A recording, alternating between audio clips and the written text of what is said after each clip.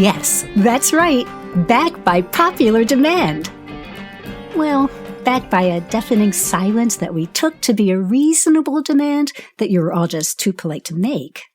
It's the inevitably nonsensical, yet hopefully enjoyable, After Movie Diner Season 2. Like all good sequels, in Season 2, you can expect us to ramp up the action, expletives, gratuitous mentions of James Spader's inner thigh, and of course, the gore.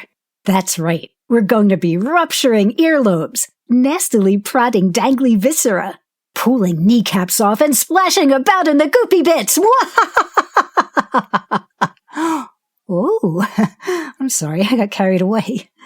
Calm yourself, Leanna. If you enjoy the show and have pursued the recommended treatment from your medical providers, why not support the show on Patreon over at patreon.com/aftermoviediner. You can also donate to the show directly at aftermoviediner.com. Rate and review the show wherever podcasts are found, and rating and reviewing is possible.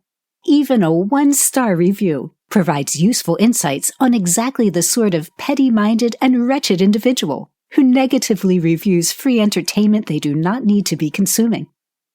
So, without further dribbling, please put down your lemon meringues, silence your bowels, and rub 2 nearby dogs together for the one, the only, John Cross. Yes. Hello and welcome to the 3rd episode of Two Middle-Aged Men Watch 90s Era Jim Belushi Movies. With me, as always, my regular co-host on these ventures down the river, Jim. It is your friend and mine, Matt Poirier. How are you doing, sir? I'm great. How are you? I'm very good. Since we last did this, which I don't know, when was that? That feels September. Like it was back in... According to Skype, Skype or I think it was Skype when the last one that you sent me the link, it said September 17th. Does that sound right? I guess that does sound about right. Yeah. I think it was right between, we did one episode between my dad being here and then my mom being here. Right. Yeah. Because I've had a lot of family visiting. And in the interim, I have started, Matt, my own video shop. Yeah. Which is just amazing. Yeah, Be Kind Movie Vault. That's my video shop. That's what I've started. It's in the town of New Milford in Connecticut, northwestern Connecticut. And it's on the lower level of a shop called The Hunt. It's called Be Kind Movie Vault. And essentially, we know the owner of The Hunt. So our good friend Gina Lacey, shout out to Gina Lacey, is the owner of The Hunt. And some months ago, because it's been a rough work year, my job's really kind of kicked my butt a little this year and not been the healthiest of places to be. And earlier in the year, my good friend Jay Mayo, or all the listeners and watchers will know the name of Jay Mayo, Lord Jay Mayo, as he is officially known. As the name of Lord J. Mayo has really drifted throughout the decades as a kind of legendary cloaked figure. Anyway, I was hanging out with Mr. Mayo and telling him my work woes. And he said, well, what is it you want to do? And I said, well, the thing that I really want to do, the thing that I see other people doing and I'm like jealous of, but also is something that, listen, it'll never fly because there just aren't video stores anymore, but really I'd love to have my own video store. And, because there are record stores and there are bookshops, and, I have loved frequenting both bookshops and record shops. My favorite shop to go into is a movie shop. And they aren't really any movie shops anymore. I mean, there's the odd one like the Archive in Bridgeport and a couple of others, Scarecrow Video out in Seattle, and Orbit DVD down in Asheville, North Carolina, all of which are fantastic places, all of which I've been to and I admire and I love. but they're not as prevalent as, say, record stores. Most, even small towns in New England, will have record shops of some kind. So I just, I was like, why aren't video shops really a thing? I wish they were a thing. My good friend Ben Darton, who runs Ben's Collectors Records in Guildford, to me has the dream life. He just, works all day in the shop while people come in. He listens to music, recommends music, talks about music. He's always happy, always smiling. Every time you walk in through the door, he's like, all right, John, mate, how you doing? Like, he remembers you from decades. And I was like, that's really what I want. Like, what I want is my own little small business that I can build from the ground up, and in 25 years still be the guy who's like, oh, hello, how you doing? Come on in and, watch some 90s era Jim Belushi with me, because that's really predominantly what I hope to have on the screens in my ideal video shop, would be just a lot of Jim Belushi. But no, so I was talking to my friend Gina about it, and she said, well, why don't you take half the music booth downstairs? Because she has this shop. It's called The Hunt. It's vintage, antiques, thrift, and whatever. But it's very curated. It's not just like one of those thrift markets where you go in and everything's just dumped in a pile, and there's someone in the corner dying slowly of dysentery, while someone else eats the smelliest tacos known to humankind on a beanbag chair in the corner. That it's a proper curated vintage store, and downstairs is on the lower level is broken out into these separate booths, and she sells one booth to a men's clothing and kind of tchotchke kind of store called The Good Find, who are great, and she rents another one out to a friend of hers for all like kid hand-me-down stuff. So it's all secondhand kids hand-me-down stuff. Our good friend Robert Long has joined, and he says, middle-aged my ass, you're both younger than me.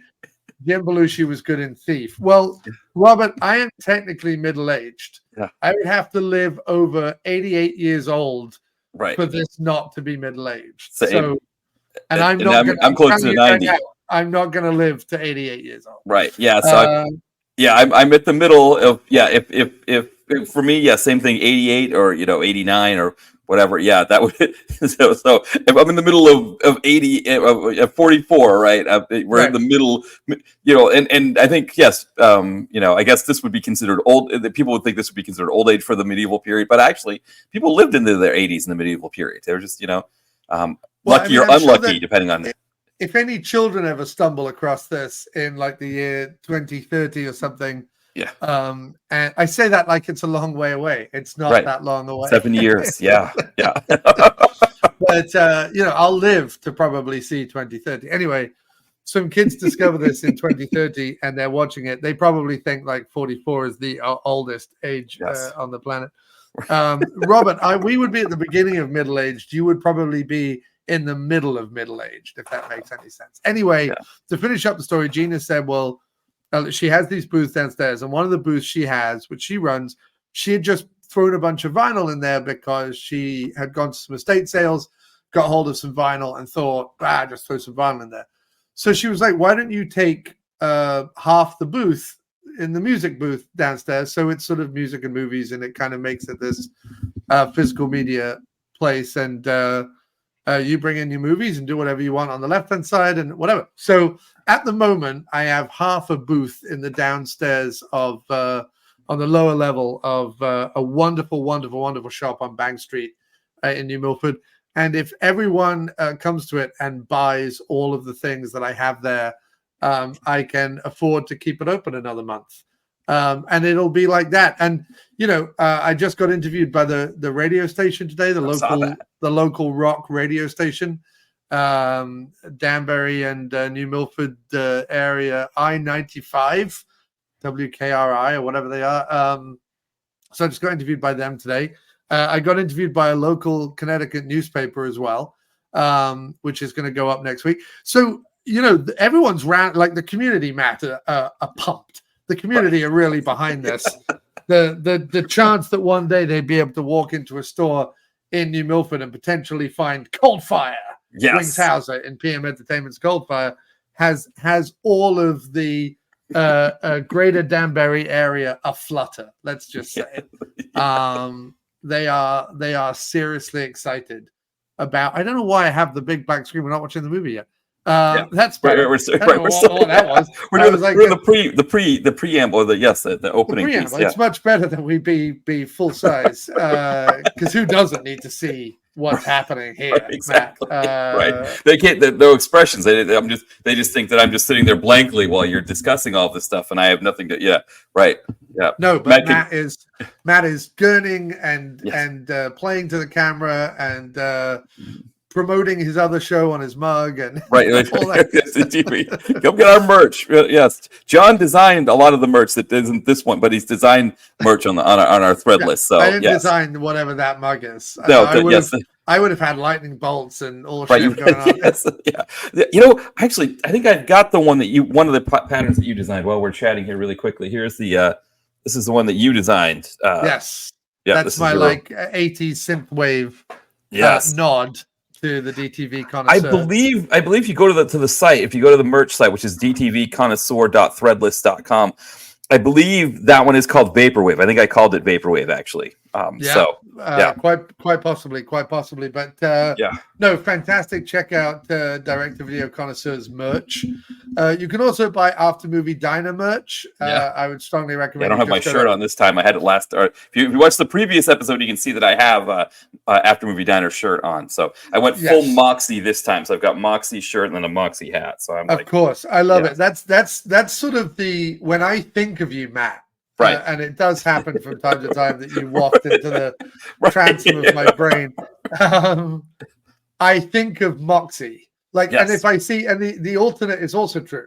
If I see Moxie in a store, I think of you. Right. Yes. Yeah. So you're forever entwined. Right. Because I feel like you've probably worn the Moxie hat over the course of us knowing each other on a podcast such as this multiple times. Yeah, I usually wear it for podcasts because I can't really wear it here in Philly much. I usually wear my Phillies hat here in Philly, not because if I wore something else, people would give me a hard time, but more like if you wear if you wear the Phillies stuff, you're a little bit more, you go to get your cheesesteak, they're a little bit nicer. Like they kind of see you as more of like a local. And so, but I have to get a new one because my Phillies hat also is disgusting. It's like all stained and everything. So this also is a nicer looking hat as well. So. But I feel like baseball caps should be stained. That's right.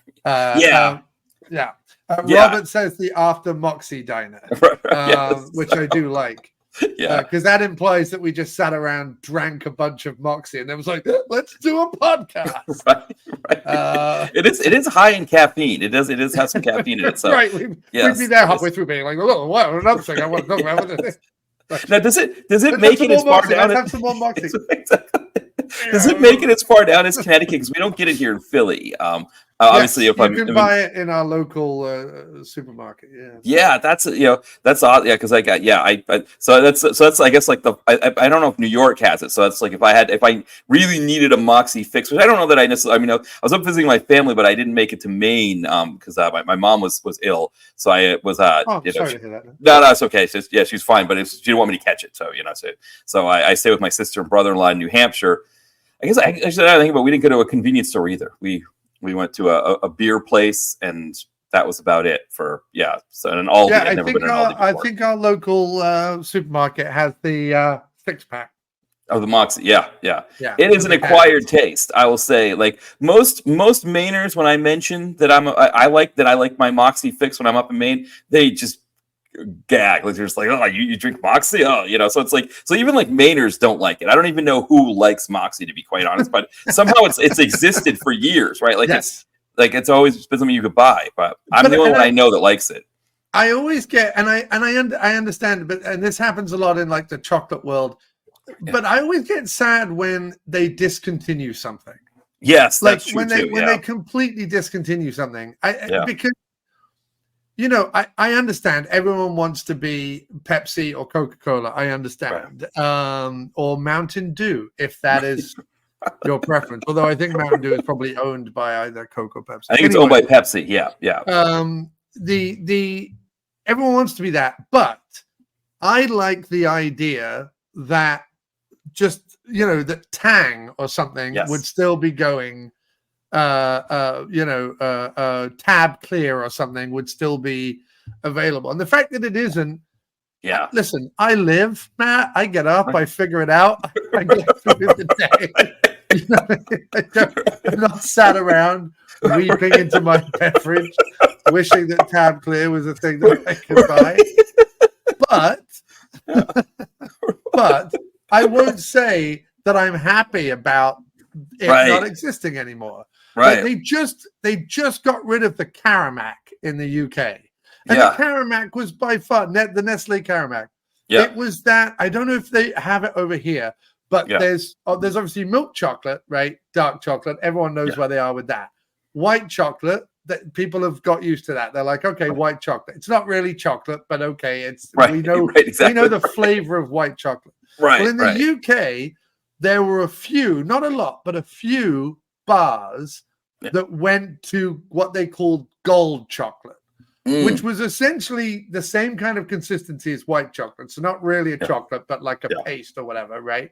Yeah. But it had a caramelly tinge to the. So you know how white chocolate just has that white chocolate taste? You're like, oh, it tastes of white. Excellent. And I don't mind it. I quite like it. I have the white chocolate Ghirardelli caramel squares because I'm fancy, Matt. I'm fancy. Get of the Ghirardelli. Yes. San Francisco's Ghirardelli square. But no, in the UK they went gold chocolate, and it was like a thing.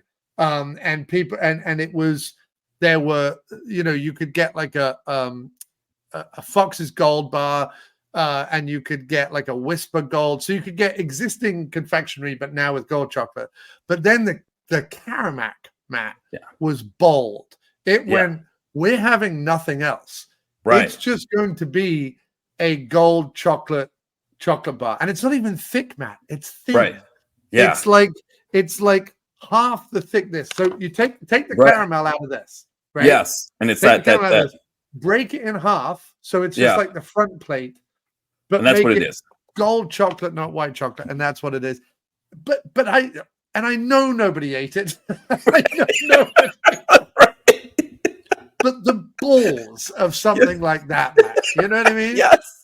For years to just be like, we're manufacturing this fabricated gold chocolate bananas nonsense. Right. We're just going to keep doing it. There's something joyful in that, Matt, and the fact that I know that we have lost the Caramac from the fair shores of the United Kingdom.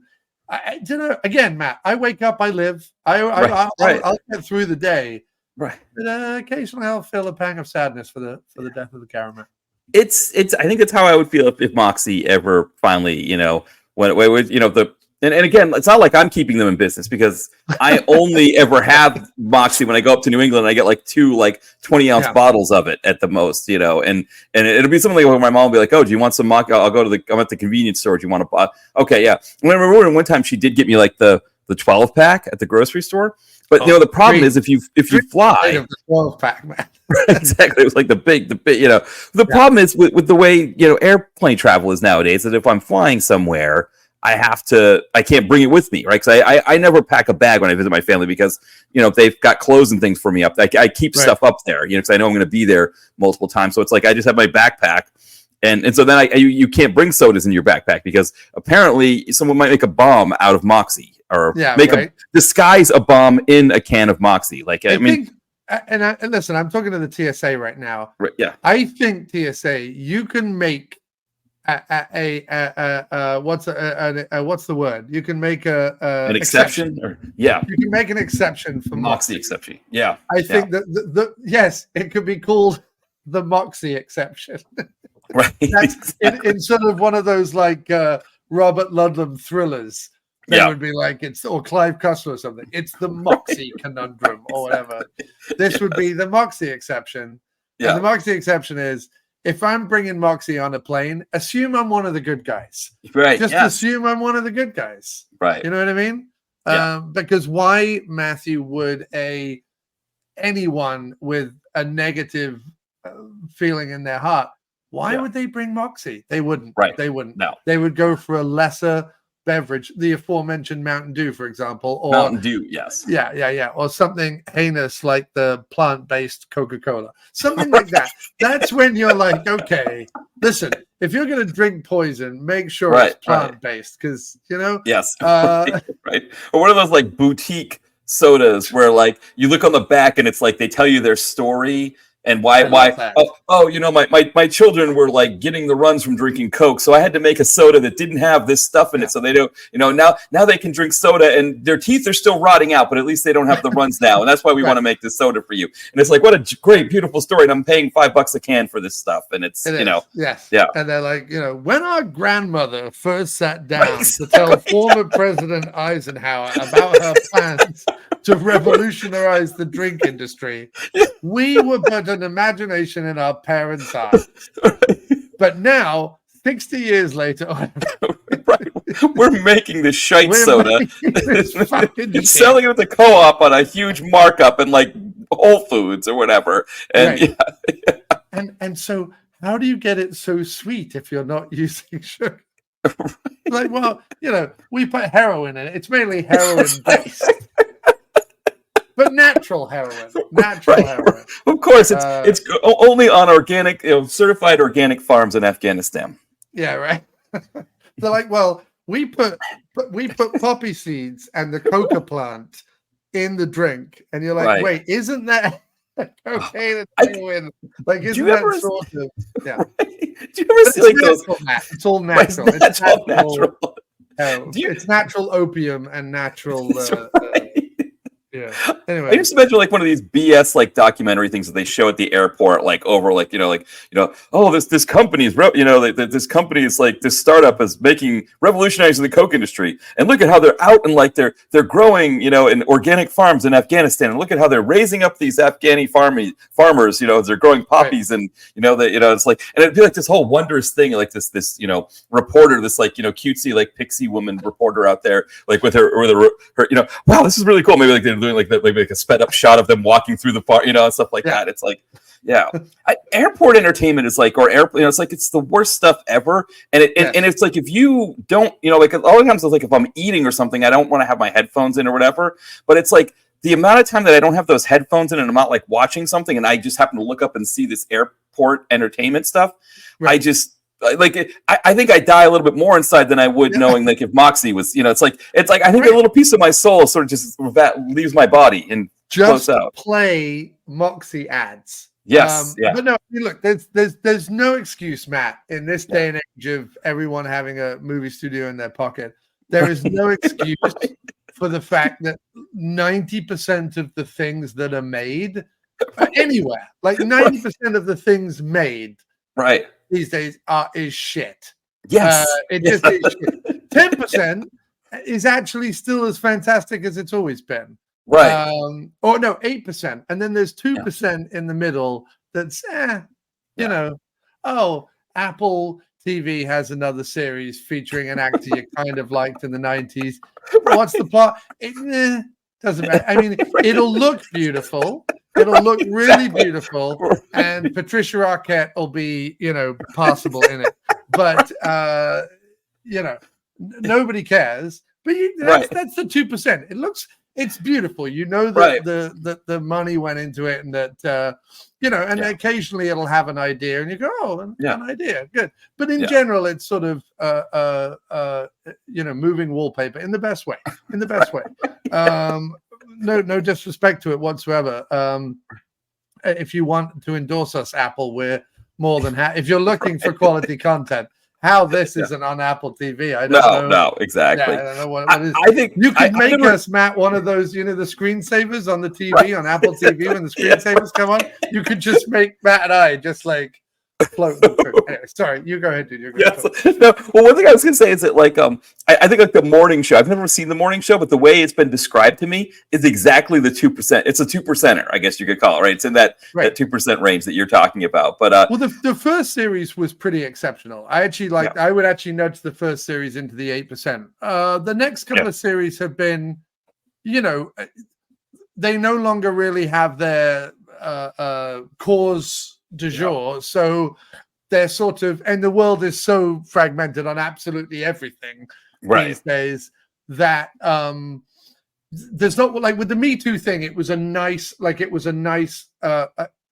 contained thing, right? They didn't have to like play out all this other stuff. Since then, they've the first series is about it's the Matt Lauer story, but I mean it's not as implicit as that. Right. But then the second one, they decide to do COVID and Black Lives Matter and all that kind of stuff. They start to do real life stuff. And I know that the Matt Lauer thing was real life, but it didn't play out the way that Steve Carell's thing does in the first series. So this is what I'm saying. The first series was inspired by a scenario or a cultural touchstone. The second two seasons have been too rooted in exactly what's going on, and I don't think that was ever what the show was meant to be. It's still pretty well written, and I have to say Aniston and what's her name, the blonde southerner, I forget, Reese Witherspoon. Aniston and Witherspoon are like actually great in it. Really good, and the cast around them are pretty good anyway. But no, there's what I mean is we're living in the world with so many streaming channels. And every single streaming channel has to have its own content. And most of the streaming channels, because they're owned or, at least in part financed by the big four networks, most of their stuff just looks like TV, right? So Poker Face is great on Peacock. It's like a really great series. And it does look good for like a TV series, but no better or worse than, anything else that NBC shows right now. Like it's just, you're getting a quality but you also know you're getting something that's just churned out very quickly, right? With Apple TV, what they seem to have decided with everything other than, I'm forgetting everything tonight. The soccer thing with Jason Sudeikis. What's his name? Right. I can't do it either. Ted Lasso. There we go. So apart from Ted Lasso, which looks just like a decent TV show, right? It didn't need to look beautiful. It just needed to look like a decent TV show. The other ones the other shows they've done have lent very, very heavily on the cinematography, and the cinematography in these Apple shows is genuinely like very, very impressive.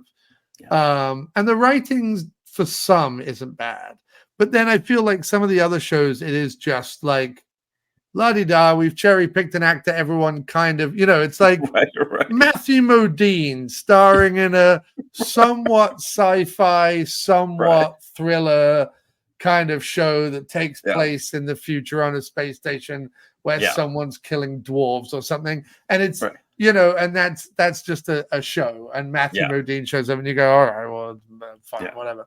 And there's like the article about the show. It's like either in GQ or Vanity Fair or something where you get the picture of Matthew Modine with the glasses and the white 5 o'clock shadow and the crow's feet and all that, like really accentuated to show how old he is. And it's like, why you need to be interested in Matthew Modine again, and it's like the whole thing. It's like this whole like millennial feel to it. Right. Exactly. And it's like just him sitting there in the white background with his like old man face, making him look even older than he really is, but like really leaning into it. And just like, So Matt, as we've talked about resurrecting people from the 90s, should Belushi do an Apple TV show? I think he would be great on the morning show. I'm trying to think where he would be in the morning show. He would be great is if they had a Ron DeSantis type character.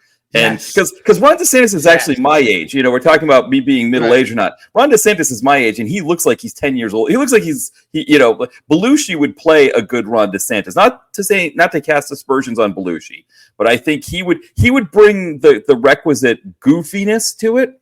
But like in a way that's like a goofiness that's not like that he wouldn't seem like he's in on the joke, even though he isn't on the joke. But he could play it in a way that Belushi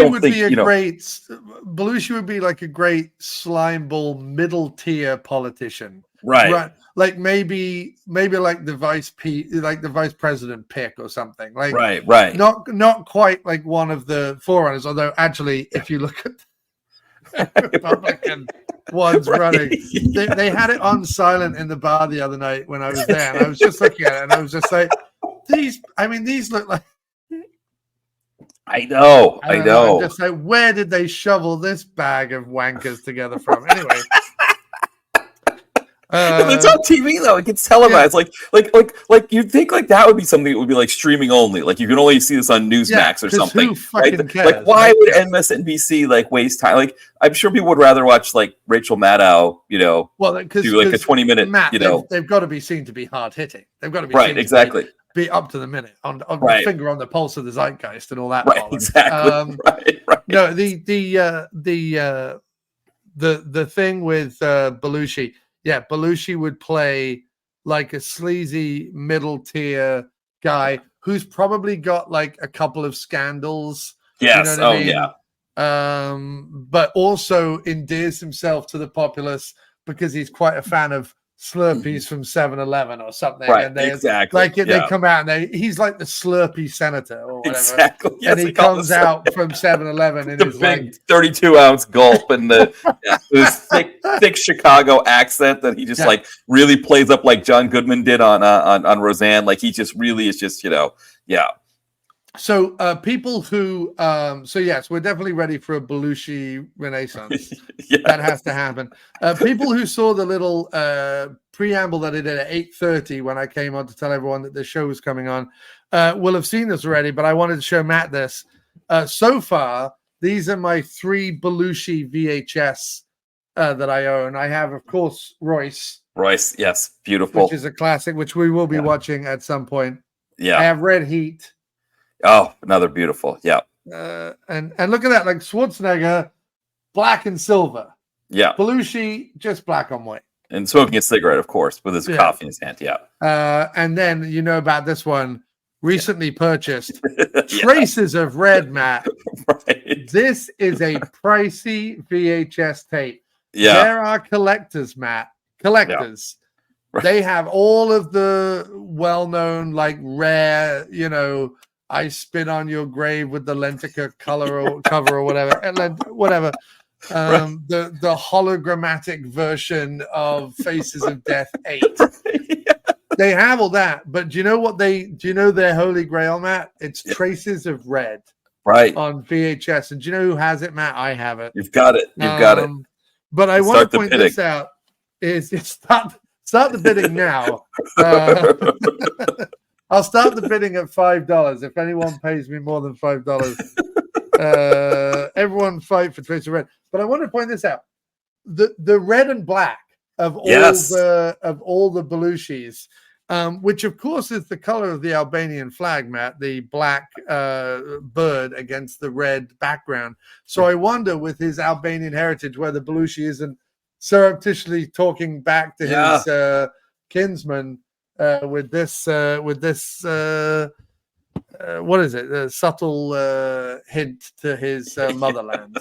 Yeah, I think there's some others that also. So K9, I don't think does. Right? I think K9 has blue script, but I think Made Men also follows the red and black.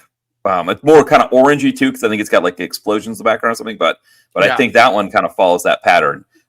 Yeah, so I think you're right, Matt. And I was also thinking the other day, because you know how these like Waxwork Records and Mondo Records and stuff are reissuing soundtracks or issuing for the first time in many cases soundtracks of very, very, very cult horror films and things.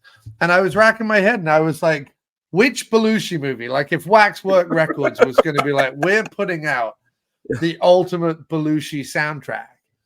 I think it's got to be K9 because you've got that all do do do do do, that like right.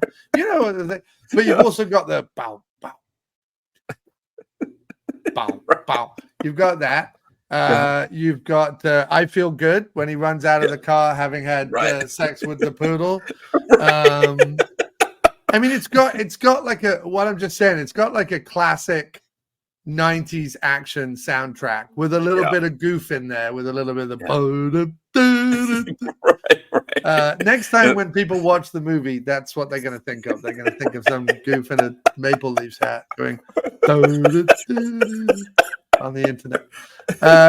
Okay, so before we get down to this week's movie, we have one question from Robert Long, 1966, TV Batman in the chat. He says, if Jim Belushi were to be remade, if Jim Belushi were to be in a remake of a Don Dola film, and it's interesting that he says that because I'm wearing my Don Dola physical media t-shirt. So these are all the Don Dola films I own, Matt, on all the formats. Wow. Yeah. You got it on a shirt. That's amazing.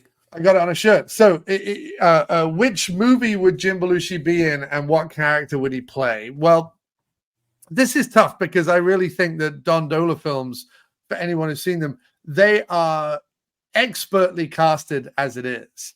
And so the idea that I would lose a Richard Ruxton or lose a George Stover or lose a Tom Griffith in favor of a Belushi, I would rather in addition to Belushi, you know what I mean? So I would rather Stover, Ruxton, all those guys, not Ruxton, I think he's dead. And I think Griffith has passed and Frith has passed. In fact, I really think it's only George Stover and Leanna Chamish and our friend Robert Long, maybe Joe Ripple as well, though he has left movies behind to follow a very worthwhile charitable life. Good for him. Good for the Ripster. But no, so let's say we're remaking a Dola movie and none of the original cast are in it. Like that, it's just no Dola guys, and it's just all remake all the time. Then there are two roles that I think scream out to me. One, Belushi, the more comedy side of Belushi, could play the infamous Mayor Burt Wicker from Alien Factor and Night Beast. The sleazy mayor with his Mary Jane sidekick, often in a pleasing swimsuit. So he could play him, the kind of sleazy mayor who's always having like swimming pool parties and things, and telling people that they can't hunt the alien too loudly because it'll deplete funding for the out of town fun fair or whatever it is they're trying to build. I think he would be great at that. But a more serious, aggressive Belushi, I feel like he could probably do the role that I feel was George Stover's crowning achievement, which is Charlie Rizzo in Blood Massacre. I feel like Belushi could probably do Blood Massacre pretty well. Yeah, I feel like I am kind of embarrassed here. I have not seen. I'm looking at the Don Doler, his IMDb bio, and I haven't seen any of the films that he's directed. Then I did not do my job all those years, Matt, covering Don Doler's work on the podcast. I was proselytizing about him, singing his praises. Matt, I will give you multiple links of where you can get Dola stuff. Yes, some of it's on Plex. It looks like Night Beast is on Plex. I think. Well, Night Beast is owned by Troma, so wherever Troma is filtering its stuff, Night Beast will be there. I believe some of the others. I don't know if Greg Dola still has his, because they've started to be released on Blu-ray, so he might have had to take it down. But Greg Dola, Don's son, used to have a YouTube channel that had them all on there. So you could watch them on there. But I would strongly suggest like picking up Alien Factor's on Blu-ray now, Fiend is on Blu-ray now, Night Beast is on Blu-ray. Blood Massacre is, but only as an Easter egg on the Fiend Blu-ray. So the Fiend Blu-ray actually has two movies. The Time Warp movies are not out yet on Blu-ray, which is all the ones that he made with Joe Ripple in after his hiatus. Because the thing I would track down, and it's harder and harder to find because Troma owns it, but they've not reissued it, is the documentary about Don Dola, Blood, Boobs, and Beast. And in fact, if you ever come up here, Matt, I'll screen it for you because it's a fantastic documentary. And so inspiring to like indie filmmakers and things. But yes, I strongly recommend.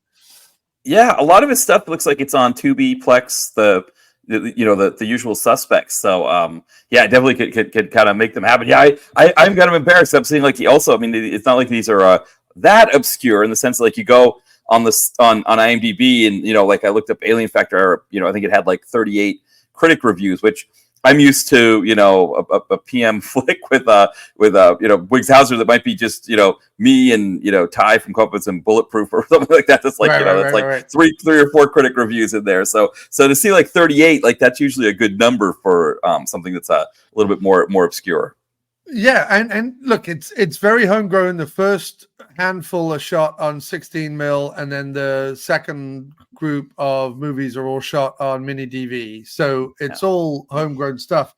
But I think that for homegrown stuff, and with limited to no budget, and with local actors, I think it's some of the most entertaining, best made movies of that kind.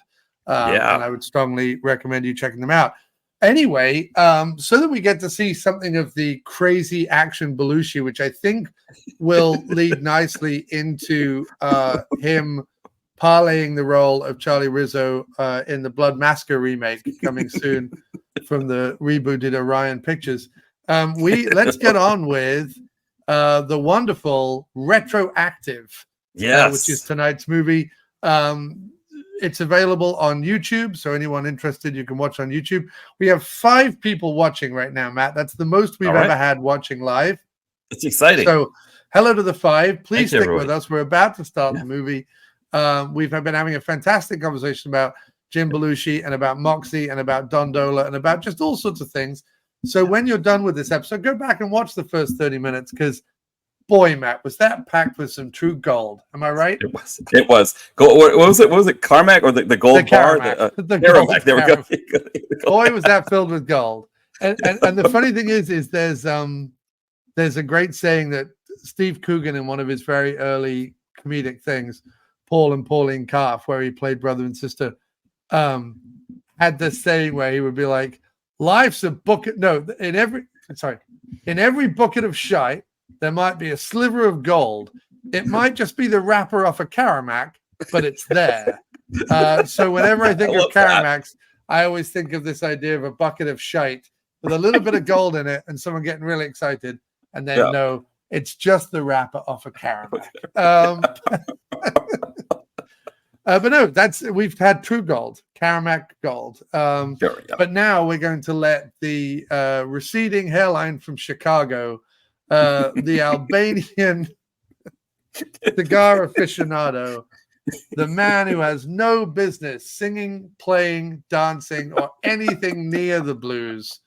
Ladies and germs, it's Jim Belushi in Retroactive. All right. Let's start this off, Matt. Let's see what the volume's like.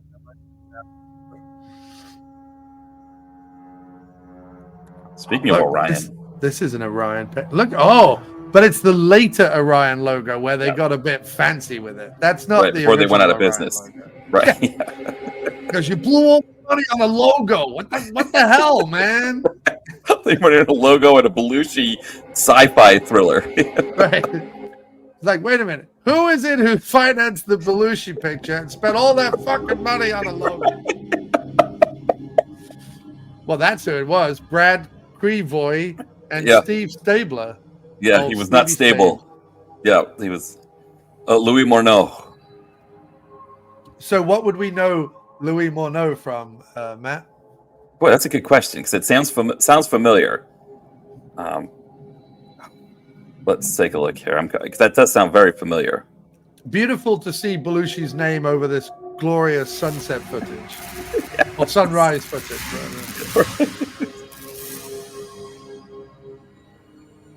Shannon Worry, come on now.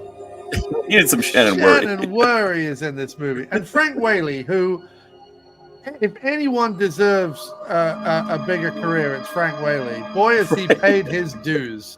Right.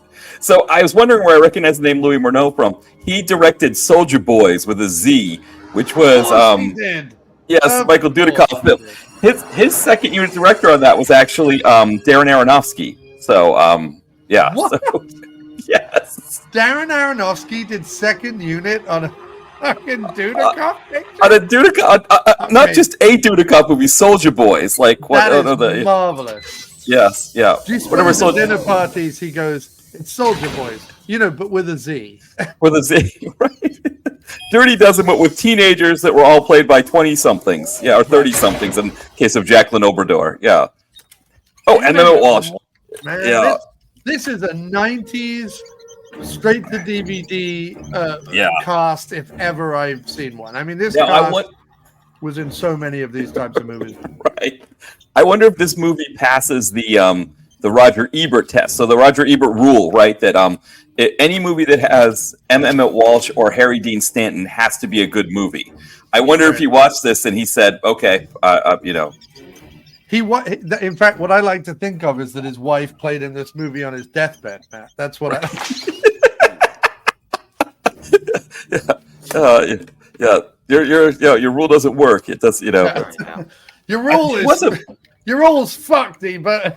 You're a fool. You're a shadow of your former self, Eba. At time 1644, and as you can plainly see, the subject of Retroactive. Now is that Brad from Pulp Fiction? It is Frank Whaley. Since my first 11 attempts at this experiment proved unsuccessful. Who's probably biggest role is probably career opportunities with Jennifer Connelly. We'll be shutting this place down. That's right. Come Monday morning.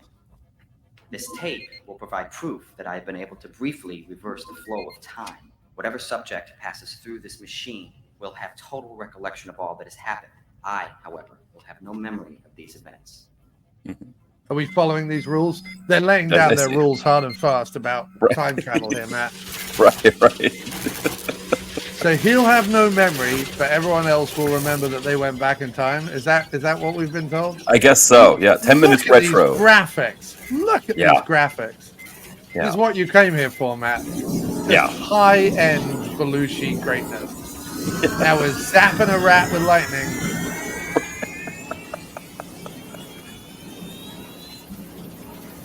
Are we sure Aronofsky didn't shoot this as well? This is very Aronofsky.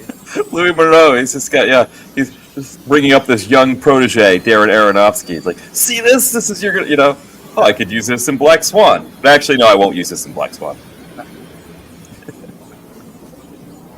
Darren, come here. If you spin the camera around really fast, look at the effect.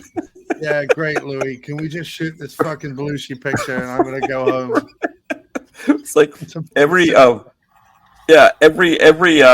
so interesting point about the Emmett Walsh rule that I just saw on IMDb. It wasn't this film that caused him to abandon the rule. It was actually Wild Wild West with the Will Smith movie.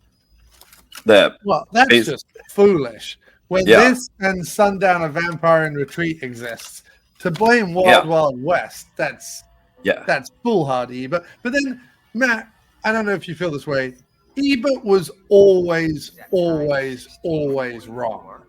He was always wrong. There isn't a movie critic that has been on the wronger side of history than Roger Ebert. Right. Yeah. I mean, he was good with Martin Scorsese. It seemed like he could get Martin Scorsese right. But then it was after Martin Scorsese, it was almost like his antenna was just all. I mean, there were some movies he was good with. Like he liked My Dinner with Andre. So I guess that's the thing. But he didn't like Three Amigos or anything John Carpenter made after Halloween. Yes, that's a good point. Yeah. He thinks The Fog is a bad movie. Right. Yeah, that's a good point. Historically, he's an idiot. He probably didn't even watch Don Dola's films. Right. But this movie here doesn't break his rule. So he thought this was a good movie by virtue of the fact that it had Emmett Walsh in it. Oh, he did? Right, because this movie came out before Wild Wild West. So it was Wild Wild West that broke his rule. So he thinks this is a good movie just by virtue of Emmett Walsh in it. So I guess we'll have to see what he does. Did he see this, though? Do we know? Well, that's a good point, too. This might not have been screened for critics. That's a good point. Right. By the way, we just totally talked over the plot. Okay. Because I think what he showed us at the beginning is really important about how time travel works in this movie. Oh, okay. And we just talked right over it. We're gonna be confused the whole time. I mean, I could rewind it. Yeah. Should I rewind it? We does it say it in the synopsis on IMDb? Does it tell us there? No. Okay. I'm sure we'll figure it out. Yeah. So what is this? It's the person who goes back in time doesn't remember, or the person who sets the time travel device doesn't remember? Yeah. That's what I don't remember. Right. Okay. So now he's gathering up the pieces for his time travel device. And I don't know. Yeah. Oh, this isn't even him. This is somebody else. This is Belushi. Belushi's coming out of the car, right? Yeah. Yeah. There she is, Shannon Worry, star of many a 90s erotic thriller. Yeah. It's funny, he did 2 erotic thrillers with actresses who generally don't do erotic thrillers. They like to pay for these, don't they? And then he does a sci-fi film with an erotic thriller actress. All right. Hey, hold on. My money, Frank. Where's my money? Now, how the hell am I supposed to give you money when I gotta go get it? Yeah, Belushi's doing an I got accent. no money on me. That's why we're in this business. That's what we came for. Have I? Yeah, you have. Come on, that was high school. I was drunk. Leave me alone about that. Frank, I need my money. I'm gonna make you rich as shit, 4 foot up a bull's ass now. Come on, man. What are you doing to me? 4 foot up a bull's Frank, I ass. need my money. I know. I bring 30 minutes. 30 minutes. I'll be right back. Now take that feel thing like away from me, man. You're gonna hurt somebody with that. Dr. Phil must have seen this movie and said, "This is what my TV persona is going to be when I become a famous psychiatrist on By the time TV." you're done with it, Now, Belushi could play a great Dr. Phil Yes. if he was willing to go bald. The city of Chicago today is in mourning. Well, they just put the bald cap on him. It's just like, No, it should be like a really cheap bald cap as well, like not a good one. right. A cheap mustache. Well, negotiations fail. He's still got Chicago in there. Right. Yeah. He's got to make sure he's got some Chicago.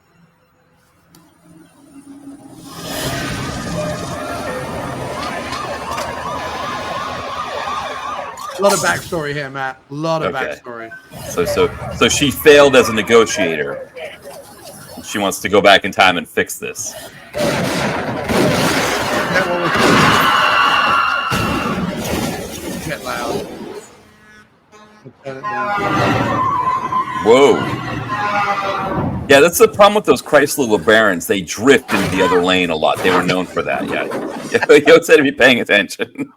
That's the problem when you're having a lengthy and detailed flashback while well, driving a Chrysler LeBaron. Right, exactly.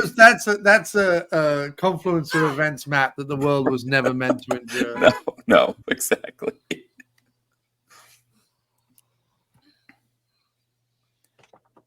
Yeah, Louis Morneau makes one. He gets in on that scene, really drive home the fact that she's angry with herself for crashing into that thing. It's very Making her car existential. smoke. Yeah.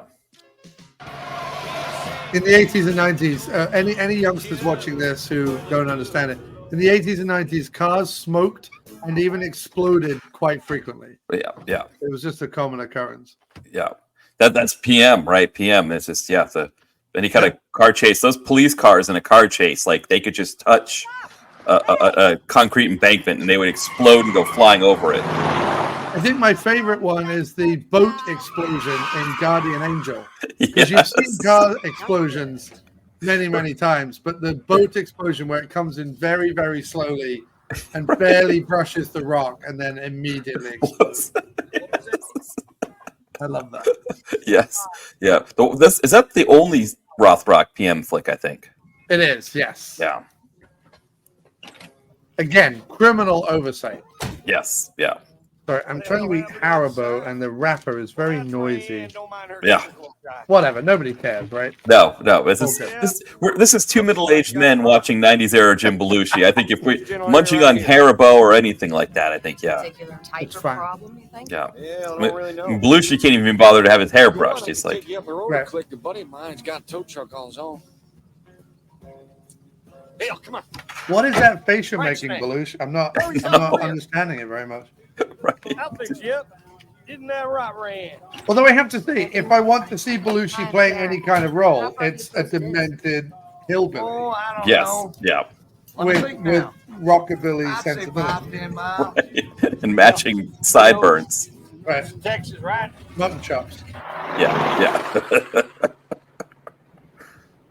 And they're driving around in Belushi's giant gold penis, So you from around these parts? which is also the name of my high school Down drum by and Galveston. bass band. Is that right?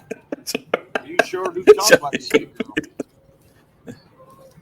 Reinforce this one. Jim Belushi's giant gold penis. And now at the student talent show. Sitting in the break room getting a cup of coffee, and there's this woman, Tammy.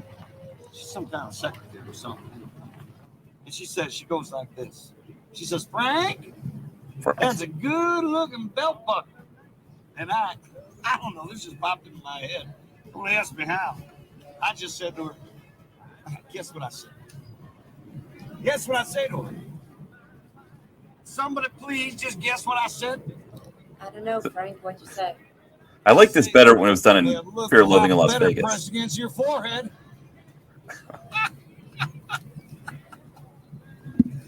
She's trying not to laugh. She liked it. She liked it. She liked it. Yeah. She liked it. She's a fan of that crazy Belushi.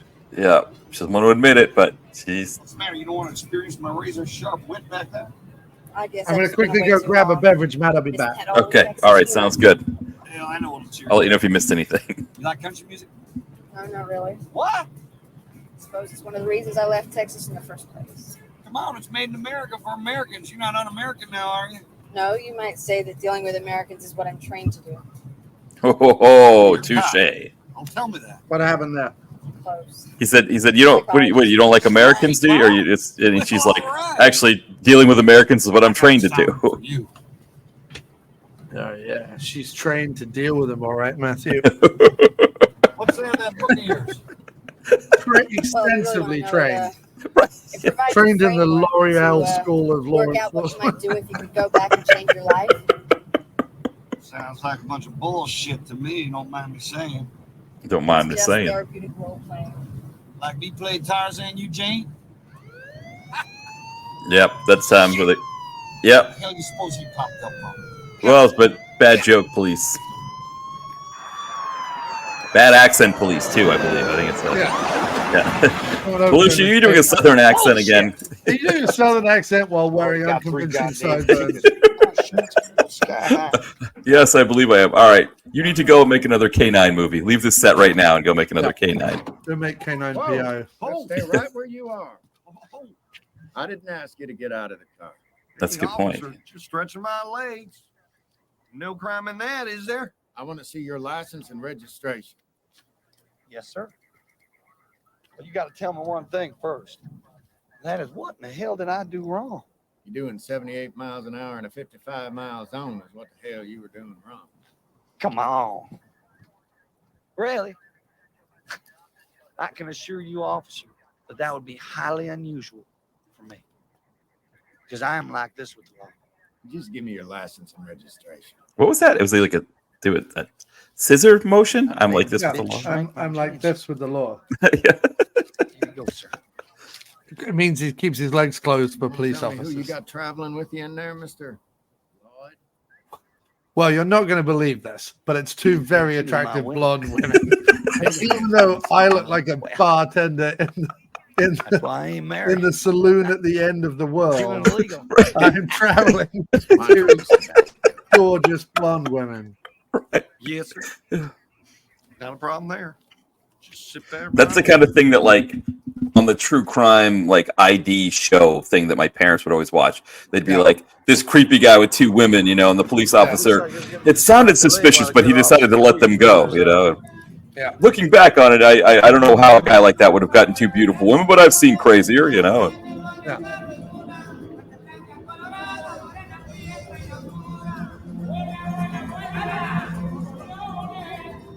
Okay. I'll say this for the movie, Matt. It's artistically filmed. Yes. It does. Maybe I It should looks. ask for a This right could do with a Criterion. No, I wouldn't hear of it. Just hold on. Cult Criterion. Wouldn't that be great? Criterion suddenly start to do cult movies? Yeah. Oh, especially like Belushi. If they had their whole Belushi thing, you know. If Criterion just dialed right into the Belushiness of it all, Yeah. Yeah. amazing. Yeah. Well, The K9, like a strictly K9 3 reasonable DVD set. violations. Oh, You are a yes. law-abiding Yeah. Now you're talking. Well, I told you. So I'm just going to write you up for 70. Okay. I can buy that extra. Oh, there you go. You're still getting a ticket. That's like in Maine. If you get like north of Bangor, or actually north of Maine, it's 75 miles an hour, but there's so few cars that it's just like there's no reason not to do 100. And you know, it's then when you get off the highway, you're just so velocitized. Like I know my buddy and I, we got off the highway, we're going to hike, and we're going 50, and it felt like 10. You know, but Yeah. but nobody's pulling you over for doing 100. You know, because You just keep your eyes on this ass. well, yeah, no, that's a good idea. It's actually a horrible idea and will really damage the underside of that vintage car. But yes, exactly. Okay. Belushi's the kind of guy that would damage cars like that for out of stupid reasons. Everyone in this movie drives a vintage car. Yeah. Wow. Okay. That was like me yesterday walking on the sidewalk here in Philly, and a dude was on a dirt bike who just went blazing past me. I was like, because in a metropolitan area, yeah, you'd legally be allowed to throw your own shit at them. Right, exactly. You're right. You should legally be able to fling species at grown men. Don't say something. And in Philly, I'm sure I could find it somewhere in a subway station or something like that. I could find a pile of feces I could just go and just launch it in his face. That's bullshit. You wanted me to say something. Yeah, the first thing that comes out of your mouth is some kind of criticism of me. Is that it? Is that it? No. Shut up, woman. Wow. God damn women. Yeah. Can't live with them. Can't blow their heads off. Shit. Wow. That is some misogynistic bullshit, Belushi. I'm just stopping here for a well-deserved beverage. I love the way like the sideburns make his face even more cherubic than it usually is. Like it's and that Lewis, what's his name, the director, wants to apparently look all the way up Belushi's nostril, which I don't know about you, Matt, but I could do without. Hey, you girls want to dab a little beverage? For me. Well, can't say I didn't try. I can't imagine what would be going through that. You yapping behind my back now. Either of these women's heads, like being in a car with Belushi in this situation. They would probably wonder why there was a thick smell of pork and why they spent most of their time hoping to get some cheese and crackers to go with the pork. Like that Australian beer? He's always got to get that. Says it reminds him of his dad. He took off for Australia and left him when he was 10. You know, Rayanne, you don't have to stay with him. Sometimes I just want to take a nap and cut his heart out.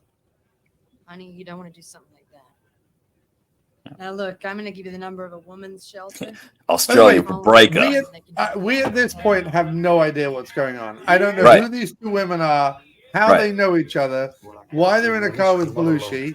Here's M. Emmett Walsh. Is this literally the only scene he's in? He gives Belushi change for a beer. Oh, he's the guy. He's the fence and for the stuff. Want to use that phone over there. Oh, I see. Okay, we probably should have watched this instead of talking over it. He bought these chips, and I don't know if the microchips have to, or the parts for the time travel thing, or if they're just. Yeah. Thanks for the ride. Yep.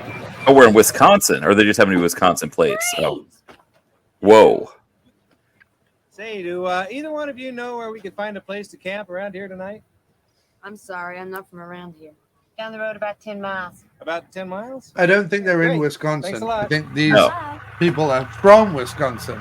Right. Which is to indicate that they are simple folk. Yeah. You watch the water down. Still no accents, but supposed to be rough. that's not Australian beer. It looks like Pabst. Yeah. Yes, come here. You remember that guy I told you about? He gave me these. I love that the Nudie gas pictures. station run by M. Emmett Walsh in some dust bowl town in Southwest America is a hotbed of fencing technical equipment. Right, exactly. Oh, she was cheating on him. Oh. Emmett Walsh's buddies got pictures of her cheating. Oh, with the Latin American guy that had the car problem.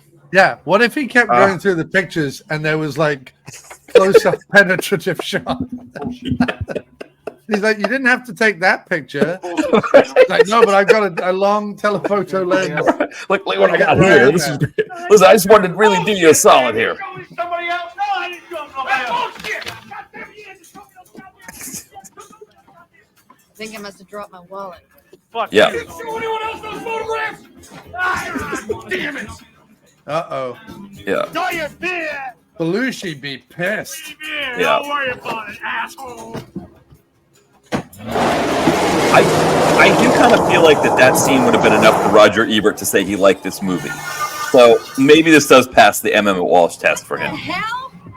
Frank? It's like the Bechdel test, only What are you doing? much flabbier. Frank, would you stop, please? I was getting out. I don't know what the Bechdel test is, but anyway. It's Does it have two something to do women. with women in a movie Frank, or something? there's a tow truck So they and have to be two women in a scene with no guys, but also not talking about a guy. So like this previous scene with the two of them didn't pass the Bechdel test because they were talking about Belushi the whole time. Right. Yeah. Yeah. We should come up with our own Belushi test. Does it pass the Belushi test? Natural pain in the ass. Well, so far this one I think kind of isn't for a couple reasons. One, the clothing he's wearing is not 90s enough, right? No. Like we haven't seen a denim shirt yet. We haven't seen an outlandish tie. You know, There has not at any point See, that's been what I mean. beige pleated trousers. Yes, no, Right, yes, exactly. no, yes, no. Now, do you want a beer or do you not want a goddamn beer? No, Frank, I don't want one of your These goddamn close-ups beers. are- Why don't you shut the hell up and leave me alone?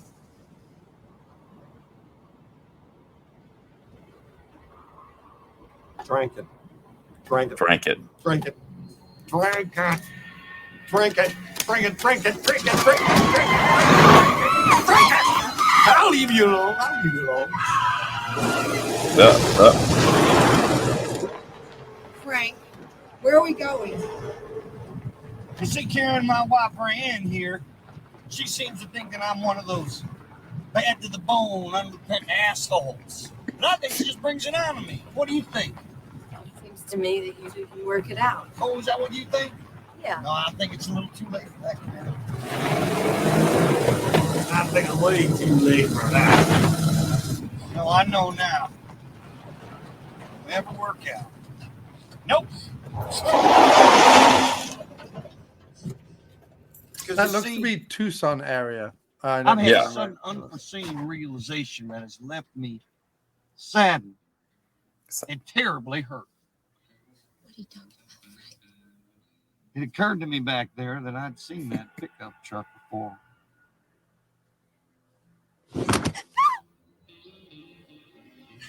Maybe, Rand, maybe you might have an understanding going on. Is that true?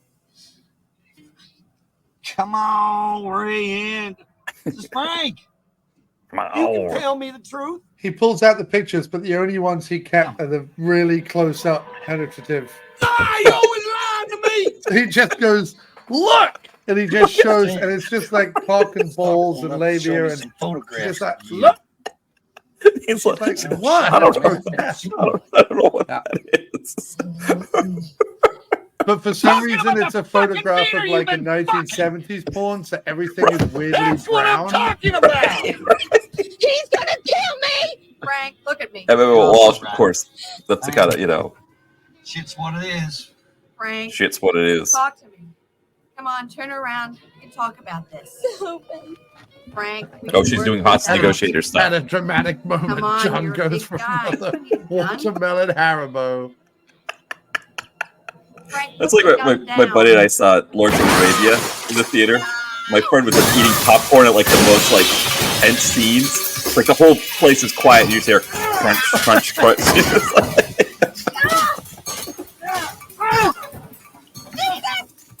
Yeah, the whole place is quiet, and you're just like,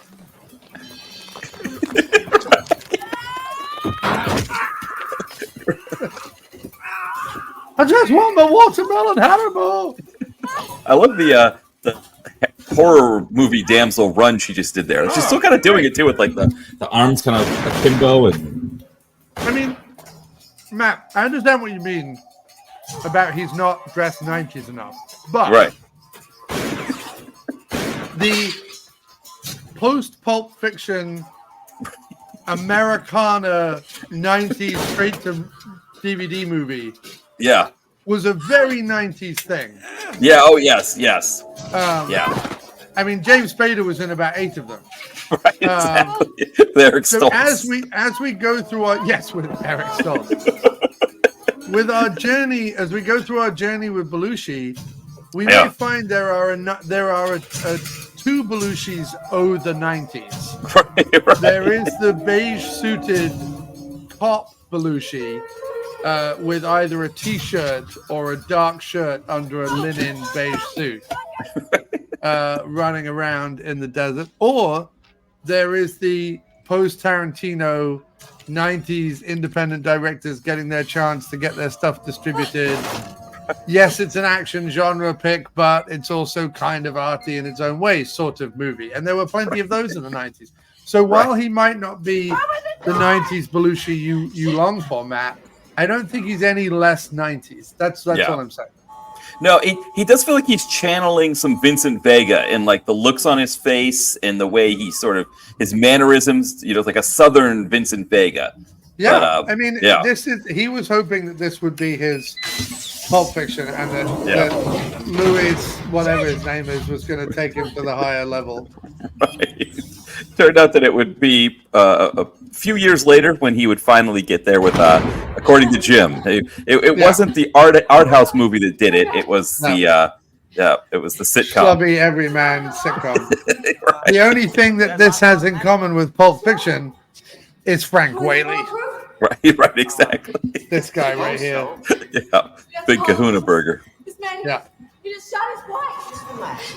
Nobody can do that door. No, you don't understand. The man outside is a killer and he's after me. Just relax. You're hurt. Let me go get something. They speak English in what? And the funny thing is, he actually has a big brain. Right. Say what? Now, you got me? Huh? My wife's a vegetarian, or my girlfriend's a vegetarian, which pretty much means I'm a vegetarian. Yeah, check out the big brain on Frank Whaley in this movie. Right. And the character's actually got he is creating a time travel device with all of these Apple IIe, clone PC computers he's got, all these RM Nimbuses that he's got running. He just started it by jumping over some hydrogen peroxide. Like, why do you have peroxide there? He knocked over a jar of pills or something in it. Did we miss a scene where he had a cut and he had to put peroxide on it, and then he left the bottles like above there and Chekhov's peroxide bottle? Maybe she was dyeing her hair with it. Oh, that's a good point. Yes, yeah. These dumb broads with their peroxide, leaving it around, and it sets off my time travel device. Belushi's going back in time. Yeah. Belushi starts to jump into the bodies of other Belushis throughout time, like a kind of Belushi quantum leap. Right. He leaps from like this Belushi into K9 Belushi. Right. But K9 Belushi doesn't know that all the Belushi is left into him. Right. How good would that be? Yeah, Belushi, I feel like he would be up for a 90s, like remaking all of his movies that way, as like modern Belushi getting quantum leaped into all of these other Belushis, gang-related Belushi, traces of Red Belushi. Right. Well, he would stay in Traces of Red Belushi for a while, I think. Right. Yeah, I think he would be like, I get to make out with breathy Lorraine Bracco, who's acting like she's high and drunk permanently. Sure, I'll hang around that world for a little bit. Oh, so she went back in time. Yeah. But she's able to remember what happened before. So she went back in time and then she was able to remember like him talking about his belt buckle and stuff. Right. So she knows. So basically what it's saying is she now knows she has to rewrite history. Provides a framework to work out what you might do if you go back and change your life. Oh, I right. know it sounds like bullshit to you, Frank. You just took the words right out of my mouth. But it's not. It's therapeutic role playing. Oh, you like that role playing thing, do you? Yeah, just like Tarzan and Jane, right, Frank? You and I are connected. You are reading my mind, girl. And if you don't mind me saying, you're driving just a little too fast for your own good. I bet it feels like 55 now. Yeah, it feels like it, but it won't seem like it to that cop back there. What cop? Shit, why didn't you tell me? Goddamn son of a bitch. Yeah. So now we know how this is going to play out. She is about to try and save Shannon Lurie from the immense pork-heavy Belushi. Got 3 goddamn tickets. Yeah, that was like the first thing that shocked her when she's like, oh, I smell that heavy ham smell again. Like it's like it's just yeah. Yeah. Is it boiled? Is it baked? Is it honey dressed? I don't know. It's just strong. It's just very It's thick with scent and musk. It's been sitting out on the table, like the meal has already been served, and it's been sitting there, and it's on that border of like, is it too late to put it away? Like, did we leave it out too long to cool? And is it too? Which I believe Robert Ludlum coined the pork conundrum. That was one of his books. Robert Ludlum's The Pork Conundrum, coming soon. Excuse me, officer? Clive Cussler's Pork Conundrum. The Pork Conundrum. Jeffrey Pork was a spy. Listen to that officer now. Oh, like a series of like pulp novels. The Pork, Jeffrey Pork, The Pork Conundrum. He's got a gun, officer.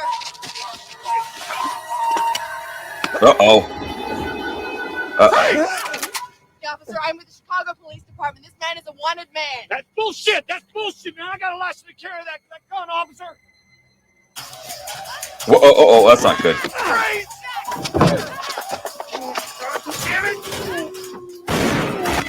Oh, the cop got shot. We kind of made a bigger mess of it here. Yeah. She was trying to get him in the. She really fucked up this time. Yeah. Now she's stuck with Belushi, though. I mean, at least they're in the open air, so the ham kind of gets. He's almost, you know, when people put thick processed ham in salads, right? Yes. And then leave those salads out. Yes. He's almost processed ham salad. The processed salad ham. Yeah. That's the smell. It's that. Should I really eat this browning salad with all this ham in it? It's like that person who goes to the diner thinking, if I order the ham with the meat on it, it's going to be a really like nice salad because it looks nice in the picture on the menu. But when you get it, it's exactly as you described it. And you've got to kind of pick at it a little bit, and everybody else at the table goes, "Aren't you going to eat your salad?" And you're just like, "No, I don't." You know, you try like the sickly warm ranch dressing to see if you can gutsy it up, but it only helps so much. And some godforsaken human being has put cold peas in the salad, which is enough to make anyone just throw up. Yeah. This version did not go well. No. This is the diner salad of attempts to rewrite history. Yeah. No, she's a killer. She's a killer. She's a psycho killer. She'll kill us all. Bullshit. She's crazy. She's crazy. She just killed my wife. She killed this trooper. Wife? He killed her. She killed my wife. She's trying to kill me. Belushi sounds like he's talking through a bag of cheese and onion crisps. Shut up now, please. I need your help. Get the police. There's a lot of like he's been eating only excessively salted products for quite some time. So the saliva is so built up in his mouth. You know? It was like me when I haven't eaten anything all day and I'm done with work and I just have a bag of chips and I end up going through the entire thing without realizing that I've done it, you know? And it's like those glorious moments. That's what we call freedom, Matt. Right. That's what we call in my new book, my new self-help book. Little Pockets of Freedom. That's my self-help book. Right. And it's all about, Matt, finding those moments in the day where you can consume an entire bag full of chips alone by yourself with no one bothering you about anything. It's called Dream State, Matt. And in my book, Little Pockets of what did I call it? I don't know. Anyway, in my book, little pockets of freedom. Little pockets of freedom. You will learn how to scatter these moments throughout your day, Matt, to have a better life existence. Yeah, it's one of those things where I tell myself you've got to have food in the house, so you don't do that. But then it's just like the bag of chips is just so because you don't have to cook chips. You just open them, and they're all in there, and oh man, cooking with Matt for right.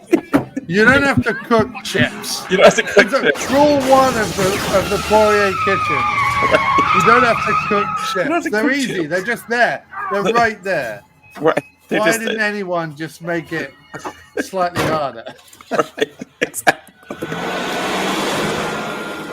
Yeah, that's cooking the thing with chips. Matt Poirier. That's the thing with chips. Yeah.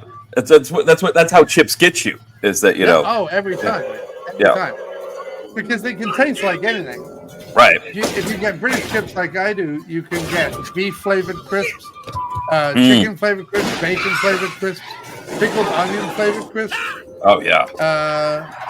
You can probably get brioche bun flavored crisps, and then out of the crisps, make a pickled burger. You know what I mean? Like brioche bun flavored, pickle flavored, tomato ketchup flavored, and then burger flavored. Put it all together.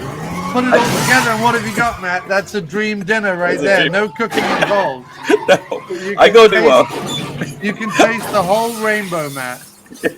If you want something more gourmet, I go to the market in Chinatown and I get roasted garlic oyster flavor. And I got it on accident one time. When you open the bag, the aroma that comes out is probably similar to what you might smell if you were sitting in a car with Belushi on a long ride. But once you taste them, it's a kind of an acquired taste. They're a little bit okay, you know. But of course, no. Yeah. I mean, America, while leading the world in so many things, it falls far behind on its native chip flavor. Yes. You dabble occasionally, like Lay's will occasionally go, oh, all right, we've done a chicken and waffle flavor. Enjoy it for 30 seconds and then we'll discontinue it again. Yeah, exactly.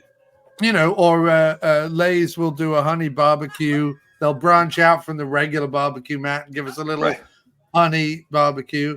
But in general, your meat flavors, your weird flavor, like we have prawn cocktail flavor, and tomato ketchup flavor. Like, you know, you barely, and I would say, Matt, that tomato ketchup flavored crisps is barely scratching the surface at this point. There's so many more things that I want to eat on crisps. You know what I mean? That's the thing. That's the thing. Get esoteric with this. You know, now they do have chocolate dipped crisps. Yeah. Oh, I haven't tried those yet. There are some chocolate dipped crisps out there that you can buy. I don't know if there's any chocolate flavored crisps. You get kettle corn flavored pop chips, which is sort of a sweet flavoring. And I think they've done like a cinnamon chip, haven't they? Or a cinnamon pretzel or something? Yeah, I think that, Well, pretzels, they get cute with pretzels all the time, right? With chocolate and peanut butter and all those things. Pretzels winking at you with their limbs. Olympic Lucky Charms, was that? Yeah. Yeah. By the way, this scene paid for the entire movie. Right. Especially all the product placement. Picnic spends so much money on this movie. Yeah. The head of Picnic was like, I'm done making tiny little French fry thin style chip. I want to get into movies. And they were like, have we got just the film for you? It's shooting right now in some godforsaken desert in the southwest of America. It stars Jim Belushi. Who's Jim Belushi? Well, in a few years, you will know him as the lovable rogue on According to Jim. But right now, he is adrift in a sea of B movies and bad choices that many years from now will be exploited for, I'll barely say comedy, by two middle-aged men, one from Philly and one from England, who occasionally late into the night will talk about one of... I'm sorry, but I've already lost you. I don't know where you've gone. put me in the time machine and send me back 20 minutes. I'm done. I don't know whether that improv ended or not. I think I got confused as to where I was. I got confused. Like I was in the middle of the improv and then I was like, no, I've lost it. I've got into an improv vortex from which it'll be impossible to clamber out of. Oh well, Belushi's screaming with a bad Southern accent and holding a shotgun. You know, you can dance on the pinhead of the improv tundra, but if you fall into it, Matt, you are really lost for good. And I was out there in the Siberian wastelands of improv. You're the abyss, the improv abyss. Yeah. Right at a tense moment. But it's hard for it to be a tense moment when, again, you've got this cherubic-faced Belushi with these sideburns and like this ruddy complexion, like trying to look as menacing. I mean, we've got Emmett Walsh looks like he smells something bad too. He's like what's that, ham? What's that, old ham? Look at that. The only sign that you can see clearly says guns and traps. Right. Listen, I've lived out west. I've driven through Texas. I've never come across a gas station that has the sign guns and traps on the side. Like it's commonplace, Matt. Well, I'm driving through the desert. I've been here for 4 straight days. I'm trying to travel through to Houston. But you know what I don't have enough of? I don't have enough of guns and traps. Oh, look, there's a place right in the middle of the desert selling guns and traps. I'm going to go in and buy a whole shit ton of them. I love the idea of like you're going on a long trip and it's like, oh, honey, did you pack the guns and traps? Oh, yeah, I forgot them. Well, we'll go. I mean, I got the hand luggage. Oh, you know what I forgot? What's that? The guns and traps. God damn it, Schindler, if you have one job. One job. The guns and traps. Well, I thought that it was more important that we brought baby food and food by ass. Well, come on. All right. The first rest stop we get to, I will get some more guns and traps. It's just such a waste of money because we have so many guns and traps at home that you're now buying guns and traps, and they charge you so much more at the rest areas for them. Yeah, but I like supporting independent business, Sheila. Now shut your trap until you can buy me more traps. What are the traps? Are they like the big heavy like bear things? Or are they like crab traps? Or like what? Yeah, Emmett Walsh is out in the middle of the fucking Arizona desert, just being like, I've got a big fucking bear trap. I've got like one of those like alligator traps. Right. He's got one of those like big net traps that you hang in the thing, and then someone steps in the noose, and then it gets pulled up, and then he's got all that rigging. In fact, Emmett Walsh has a 10-part YouTube video self-help guide on how to trap people utilizing netting and rope.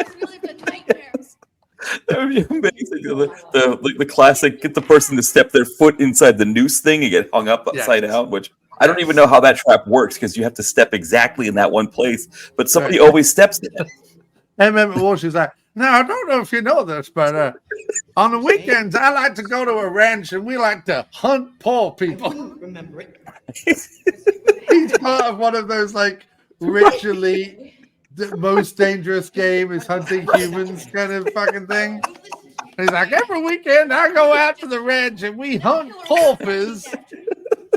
So I devised several traps and guns, actually. Is it like the Arnold Schwarzenegger Predator trap, like the swinging spiked wood like logs trap where it's like it kind of swings where down. You step on something and then the thing swings out of a tree and hits you clear in the chest, killing you. Yes. Yeah. I love the idea of Belushi going and looking for traps and being like, you got one of them ones that swings down. Oh, I got the one that swings down. It's right over here. But be careful because they come swinging down on you, might get you. He has it rigged up in the store. He keeps losing customers. You know, I think that guy would have bought one of my traps if it hadn't fucking decapitated him. Like like a poorly made pinata. Just fucking right through his face. I've never seen anything like it. Split the whole thing apart.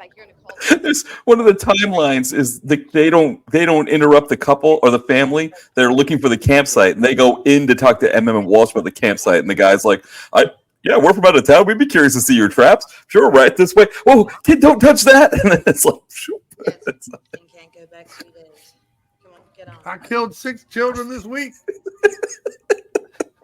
well, them kids, they really love to play with that rope. Then I just tell them not to, and Tell them not to, but I mean, their necks are so close to the ground that even though they step in it, the rope comes up around their neck, flings them up into a tree. They're dead before they hit the bark.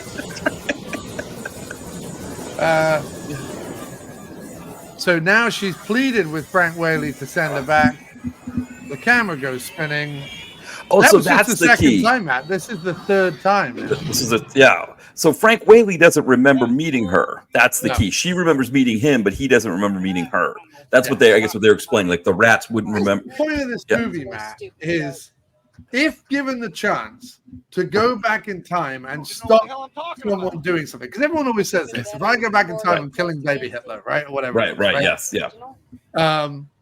What this movie is saying is, if you had that opportunity, right, you go back in time, kill baby Hitler, that humans would fuck it up to the point where they would have to get themselves tied up in some kind of insane time loop, spending entirely too much time cocooned with a Belushi in a car.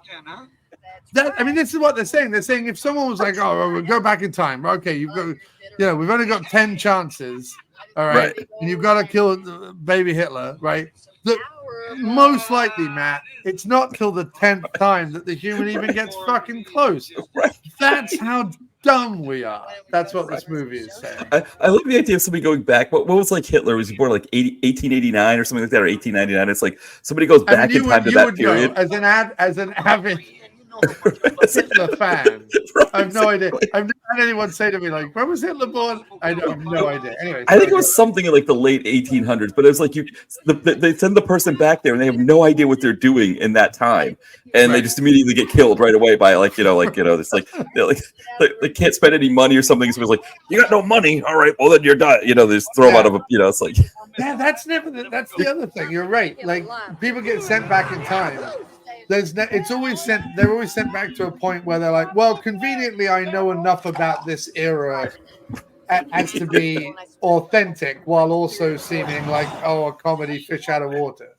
Right. They're never sent back to time, or if they are sent back to medieval times, they seem to get on with it reasonably well, which is baffling because you would probably be run through with a broadsword, trampled by a horse, speared by a boar. Or die, or immediately show up and get the plague and die within 4 days of a disease you've never come across in your life. Yeah, you'd be sitting next to your trench mate eating some nasty stew that's like so hard and disgusting because the Lord is eating all the great food, and there's no way you're going to be hanging out with the Lord. You're with the rabble, the peasants and the serfs. Your bowels are immediately impacted, causing Right, massive rupturing.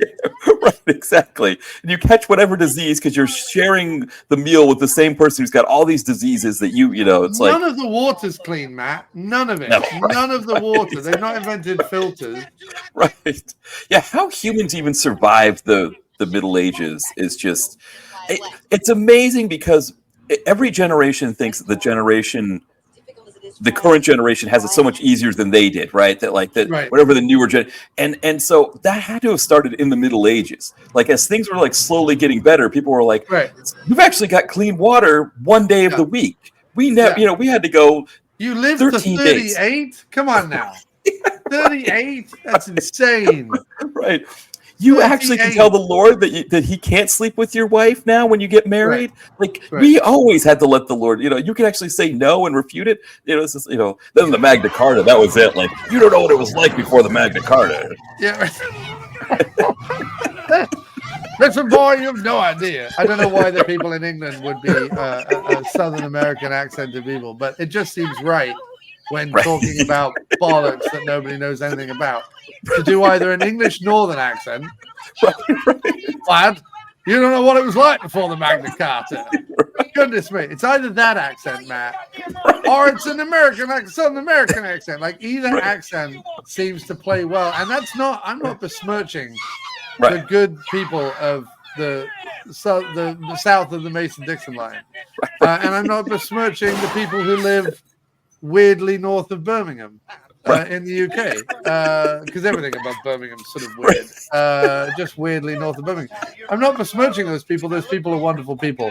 I call many of them dear friends.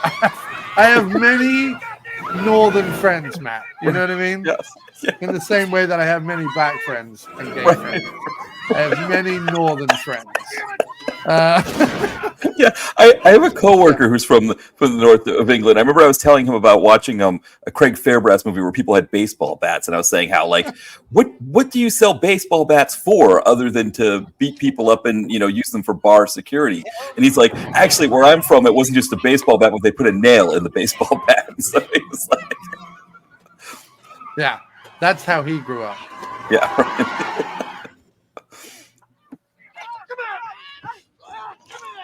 Yeah, a friend of mine said that this woman is fucking hopeless at just killing Belushi. Yeah. All she needs to do is jump back in her old body, pull a gun out while he's yabbering on about some bullshit, and shoot him where his receding hairline is leaving his body. There's almost like a Rasputin quality to Belushi in this film, where he just can't die, right? And we haven't got to the point where she's like stabbing him and rolling him up in a carpet and throwing him in water and stuff like that, and like but he has this quality to him, like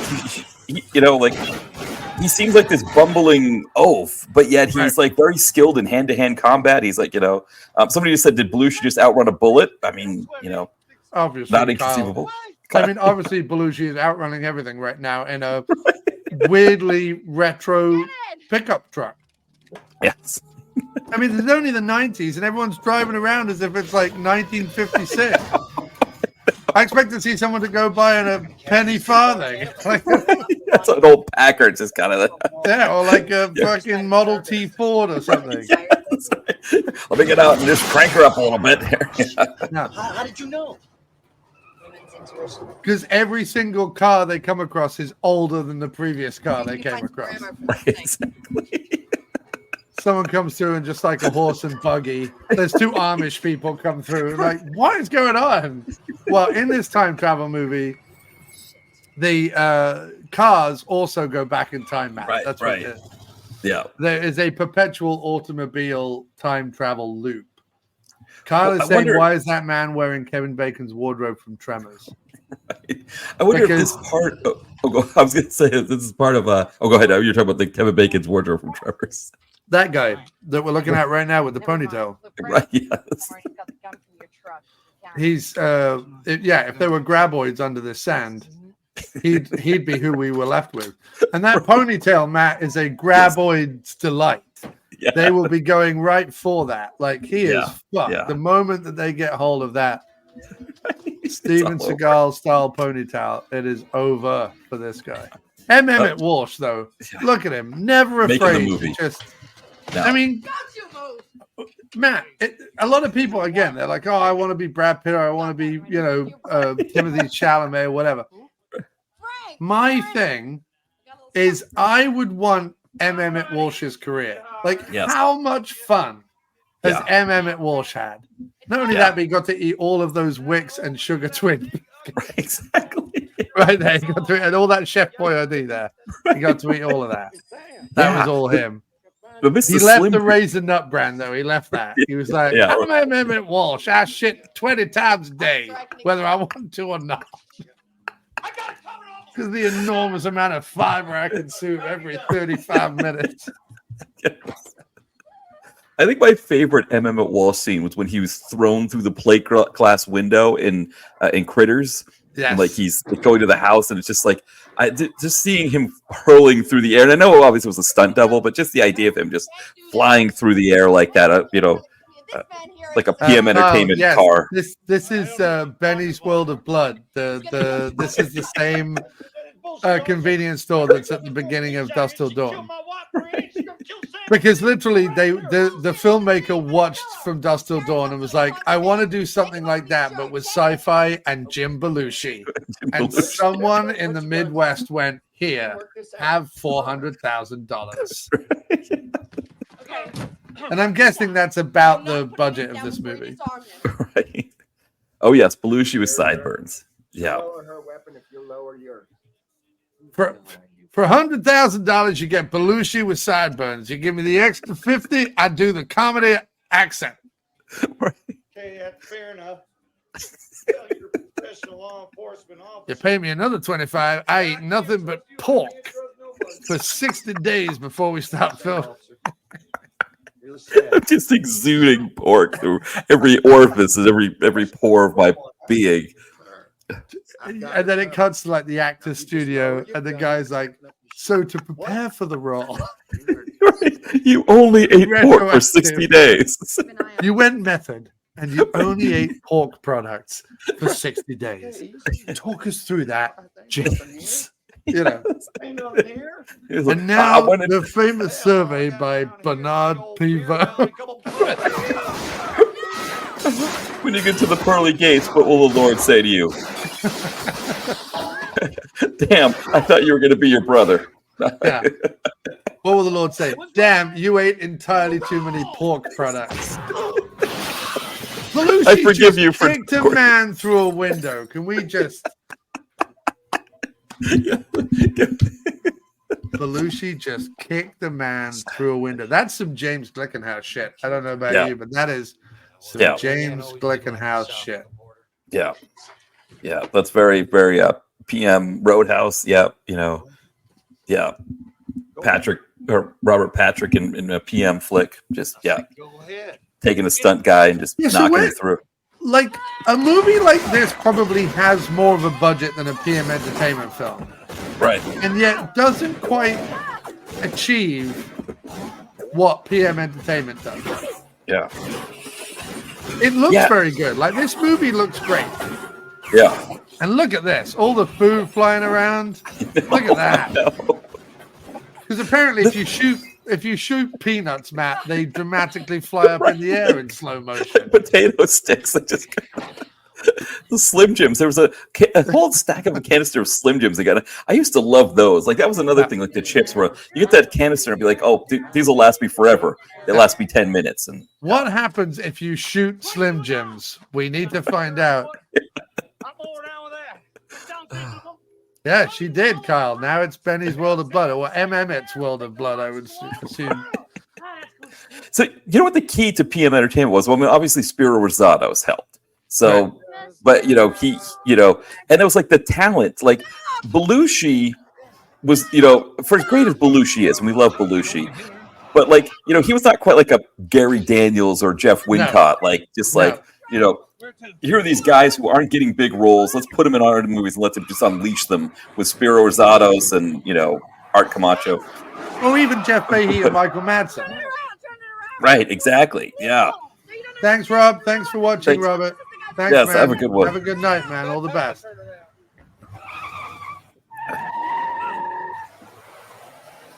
I mean, this at least, I just can't help but think that if PM Entertainment made this film, there would be 18 cars, and someone would be throwing gas canisters off the back of one of them. Oh, yeah. And another one would be exploding. I mean, that bit in The Sweeper where Thomas Howell falls off a building with a guy with a rope around his neck. The guy is literally hung from a building.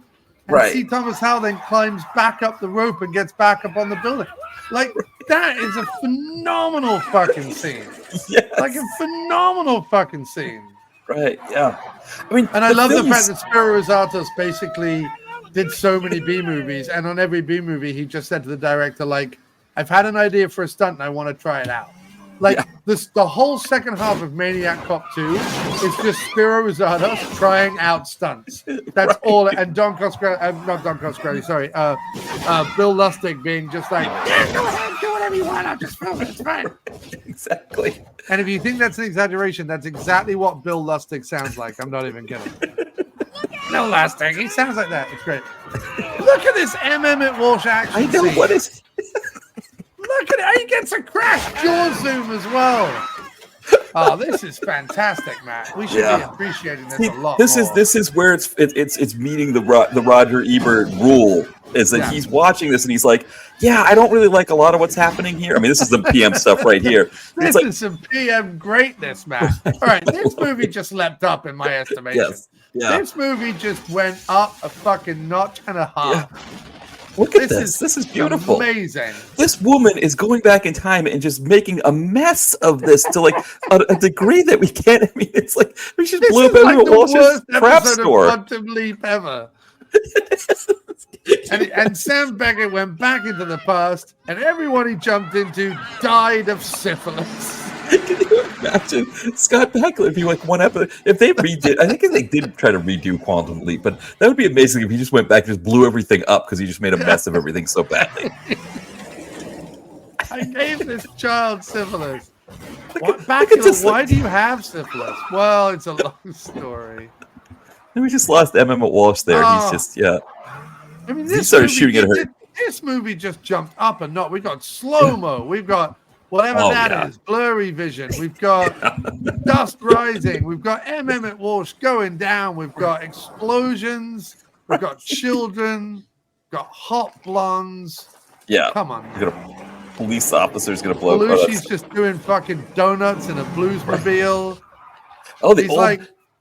He insisted that he put this in so he could show Aykroyd and be like, please let me be. Now we're going to kill this kid here. He's going to suffocate the kid in that old Coke thing. If you watch Final Impact, there's an old Coke machine like that in there. I had to get a screenshot of it when I did the review. Yes. Yeah. I like that.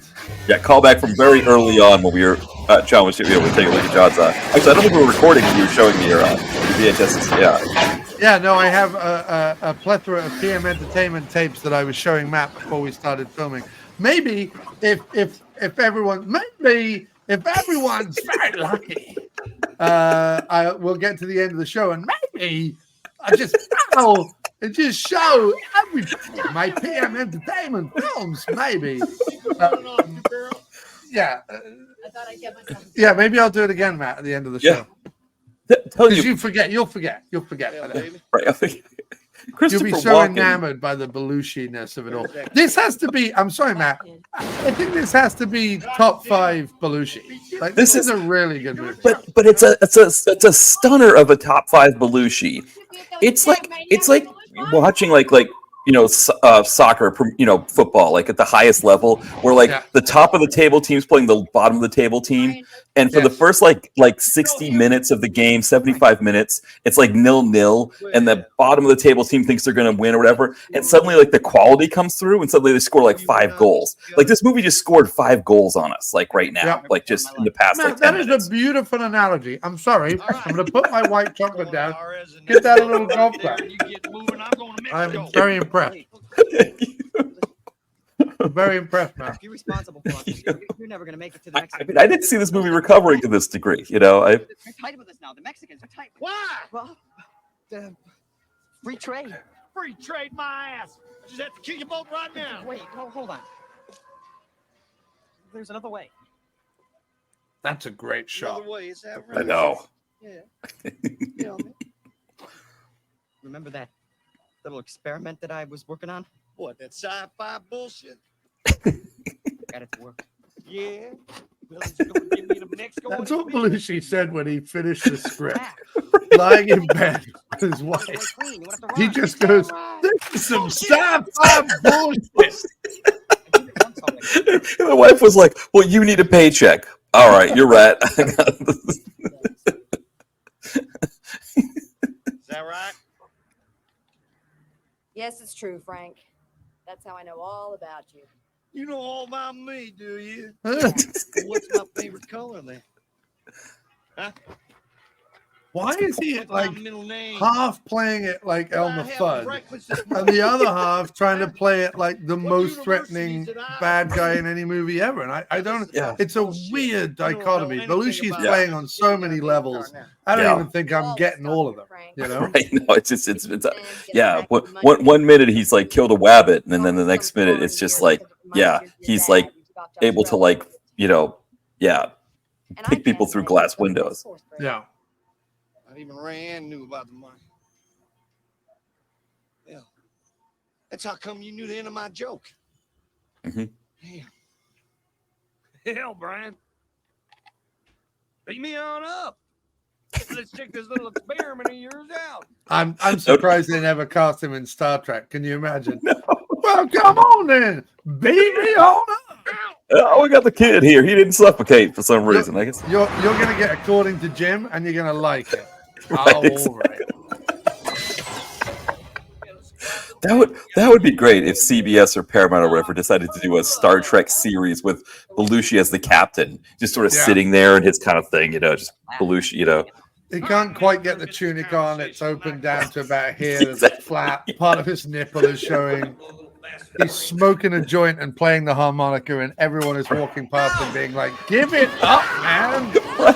He's this like young, willowy, like Gen Z, like pretty girl, sprightly girl as his like second in command or second officer, and he just like constantly calls her like all kinds of like horrible terms that like were bad for the 90s. Right. That, like baby, sweet cakes, all these sweet cakes. Why don't we do Red Alert here? Sweet cakes, come on,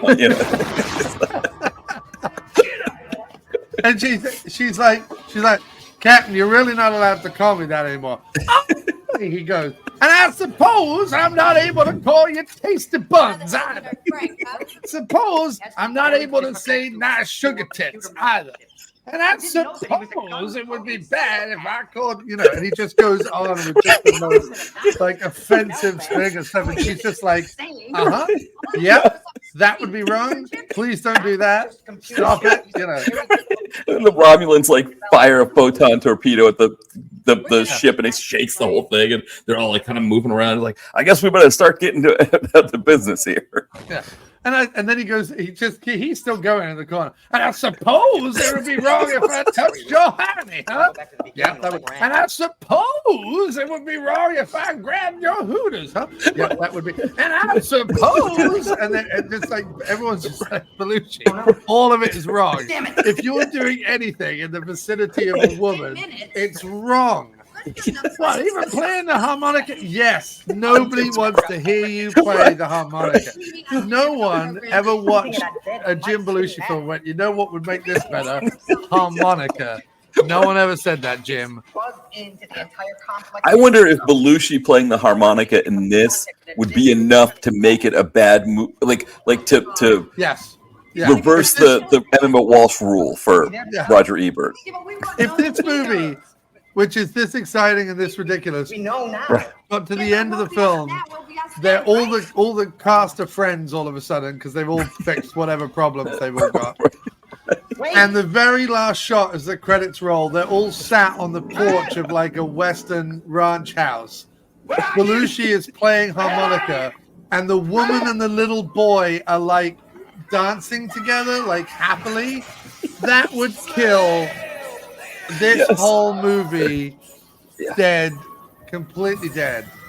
Yeah, we can't. Yeah, welcome to Sean here, Sean Beloy from I Must Break This podcast. Yes, you're seeing me on camera here for sure.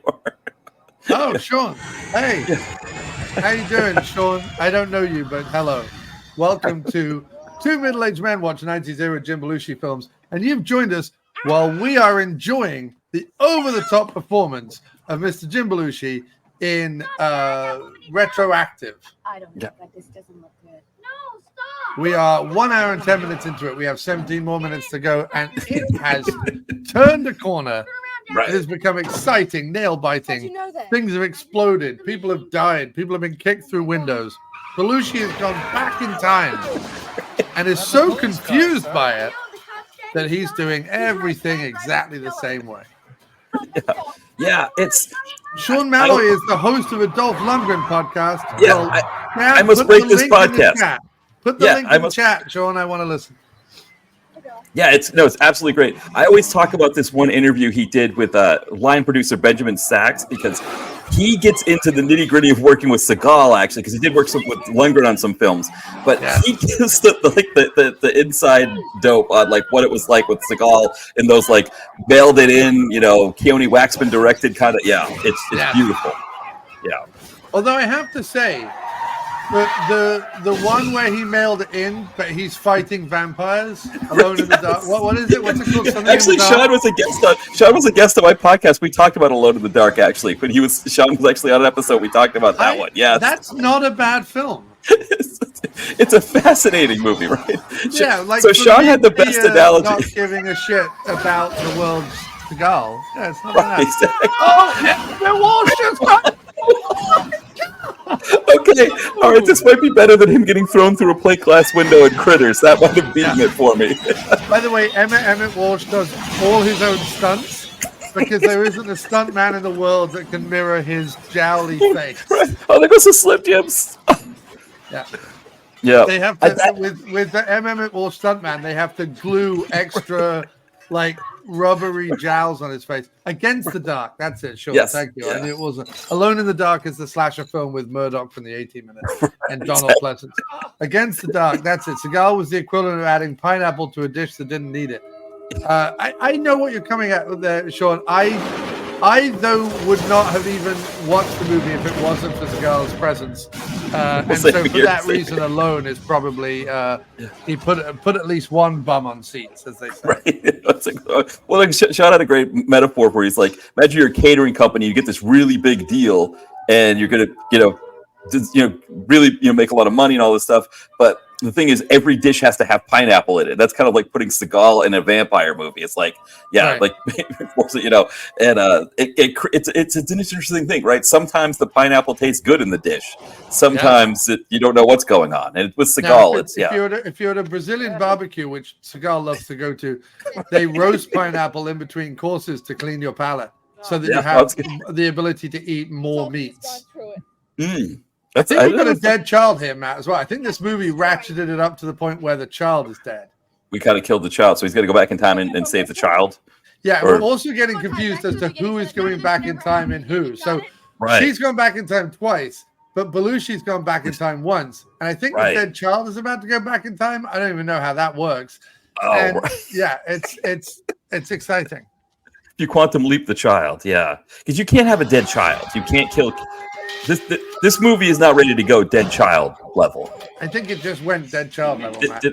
They're done. The kid's not coming back, huh? It would be hilarious if every time she jumped back in time, the kid died in a more grotesque and hideous fashion.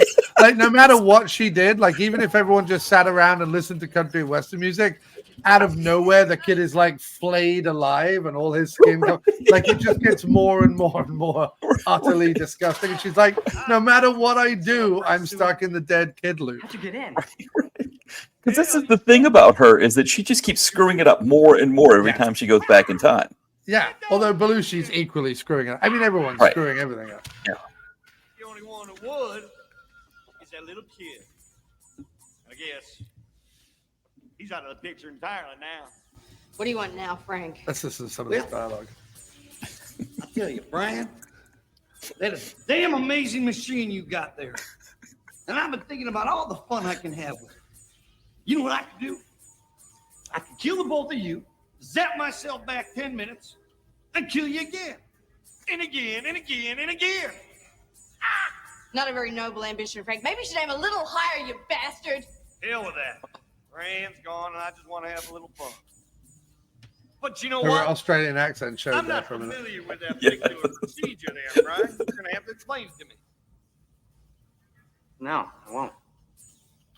Well, I'm sorry to say, sir.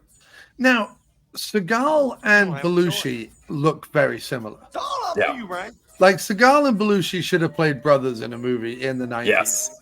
Yeah. How much time you want? I think, and especially if Seagal, I guess he didn't spend a lot of time in Michigan. He was born there, but I think he moved to California, so he never really had that Midwest accent. But right, yeah. Well, Seagal has every accent. Right. Seagal is so multi-ethnic that Seagal is legally allowed to do any accent, according to the show. What was his cop show that he did? True Justice. True Justice. Or no.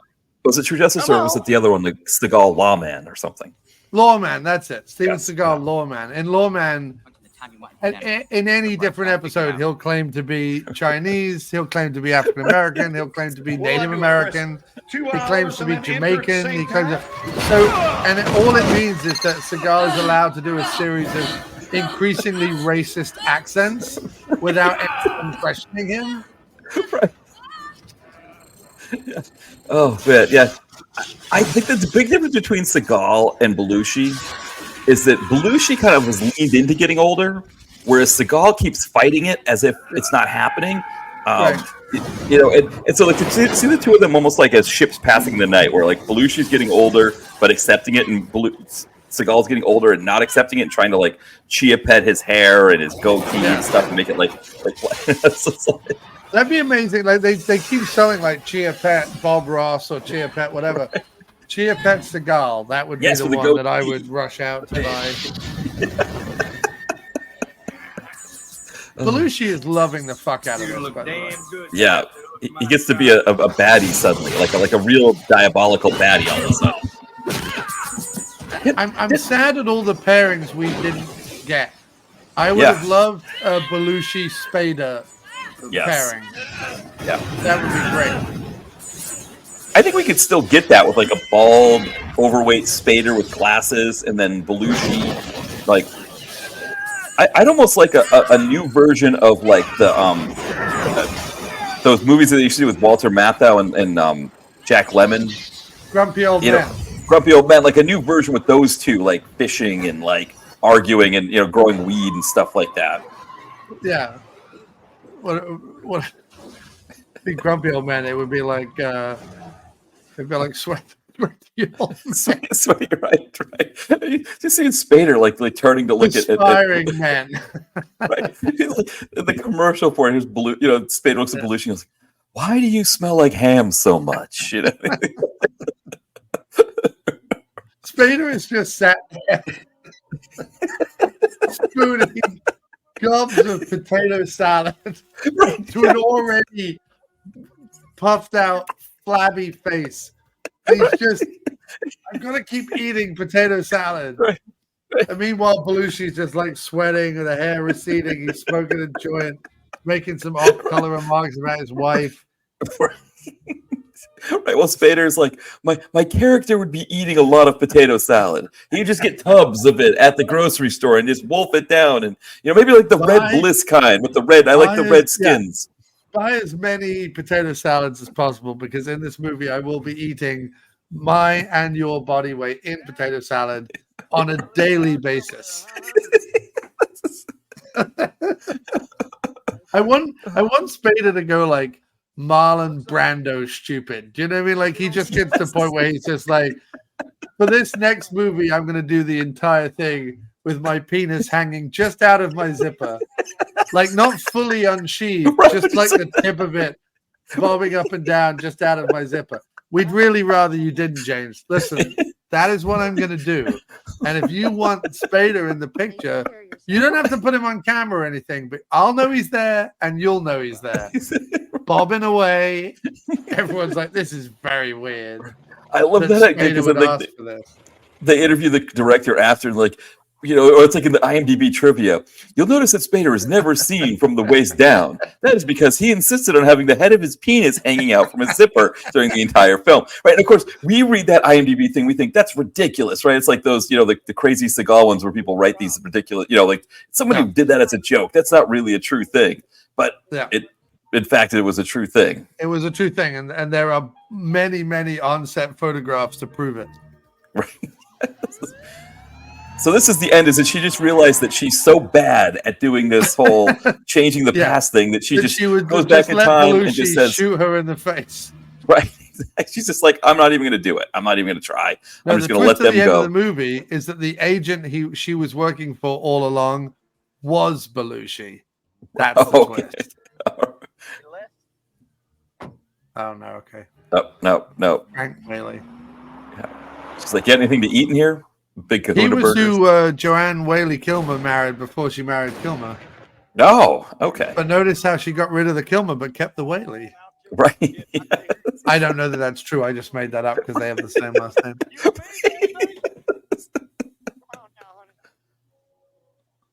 What is that hair? What is that's that? The Lego hair he usually has, right? That's like yeah. He's doing a bit of a Donald Trump right there. He's trumping it. love.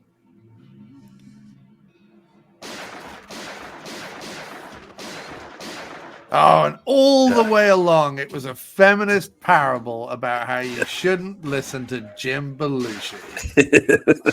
Look at him writhing on the hood of the car while money slaps on his face. Look at this. This is like, for the director, that's like the cum shot right there. I don't want to be crude, but that money. There was a kind of a crucifixion element to it too, right? Right.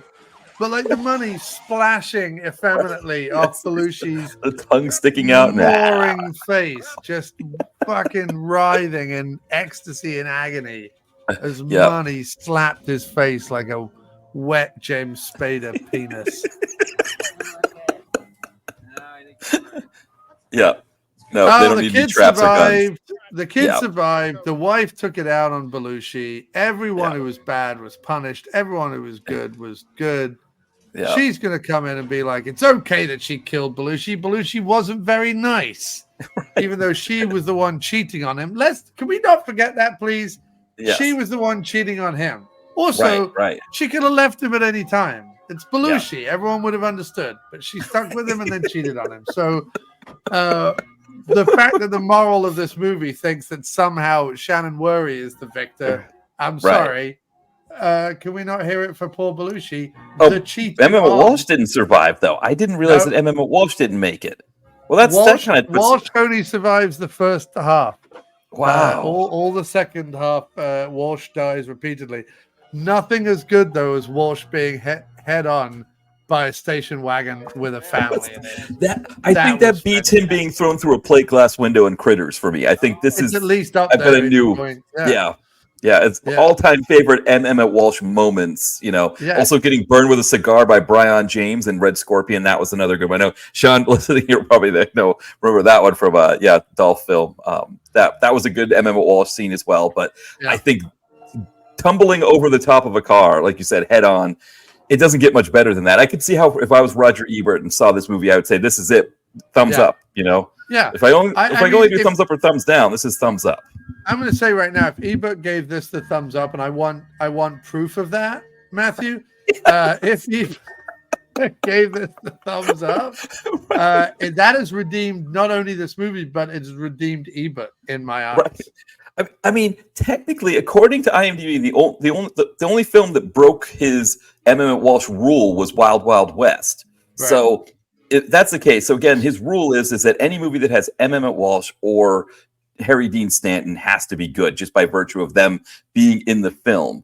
Right. And I think this came out before Wild Wild West, right? So it would, but I guess the other thing is it probably wasn't screened for critics. Like Roger Ebert probably never saw this movie. I don't know. I think Ebert probably picked this off the shelves of his local mom and pop videos. So this was probably like, if Ebert was allowed, I think the problem was, right? Ebert became this critic and everyone decided his shit didn't stink or whatever. And then Ebert started to believe that his shit didn't stink. And then he just became this pompous, chubby wrongster telling a series of skinnier people that they're wrong, which they usually were as well, to be honest. Roper and the other one were hardly much better. Roper was, he was, And what was when he took over for Siskel. Siskel. Yeah. I mean, Siskel was a prat. Roper was a prat. Ebert was a wally. It was such an awful show because he believed his own bullshit. But I think that in the quiet moments, Matt, those little pockets of freedom that I like to call $9.99 now on Amazon and Etsy, Little Pockets of Freedom, my new book. In those pockets of freedom, Matt, I think that he would put this movie on and be quite happy. Yes. That's my feeling about Retroactive. I think Ebert would have had the same feeling we had about this movie, that this is, I don't know what I'm watching for the first hour, and then the last half hour, suddenly I'm seeing exploding cars, Emmett Walsh flying over the front of cars, Belushi going between Elmer Fudd and sinister diabolical villain. All this stuff is happening here. This is fantastic, right? I think it would have won him over because again, this is the top tier football club that just scored 5 goals on us at the end there. It's like, it is. It's the fantastic underdogs coming through and proving to everybody that there's life in them there exploding gas stations, or rather no life, or the end of life. But I do imagine, and maybe this is like, I see, Matt, I see so many, if I was Belushi's agent, I see so many avenues for him. I'd be like, look, the Discovery thing with you growing pot and going down to South America and hanging out with Dan Aykroyd and being a blues brother, that was cute for like 5 minutes. But nobody's watching it anymore. Come back to movies, Belushi. I have a series. I have not just one career path for you, but several.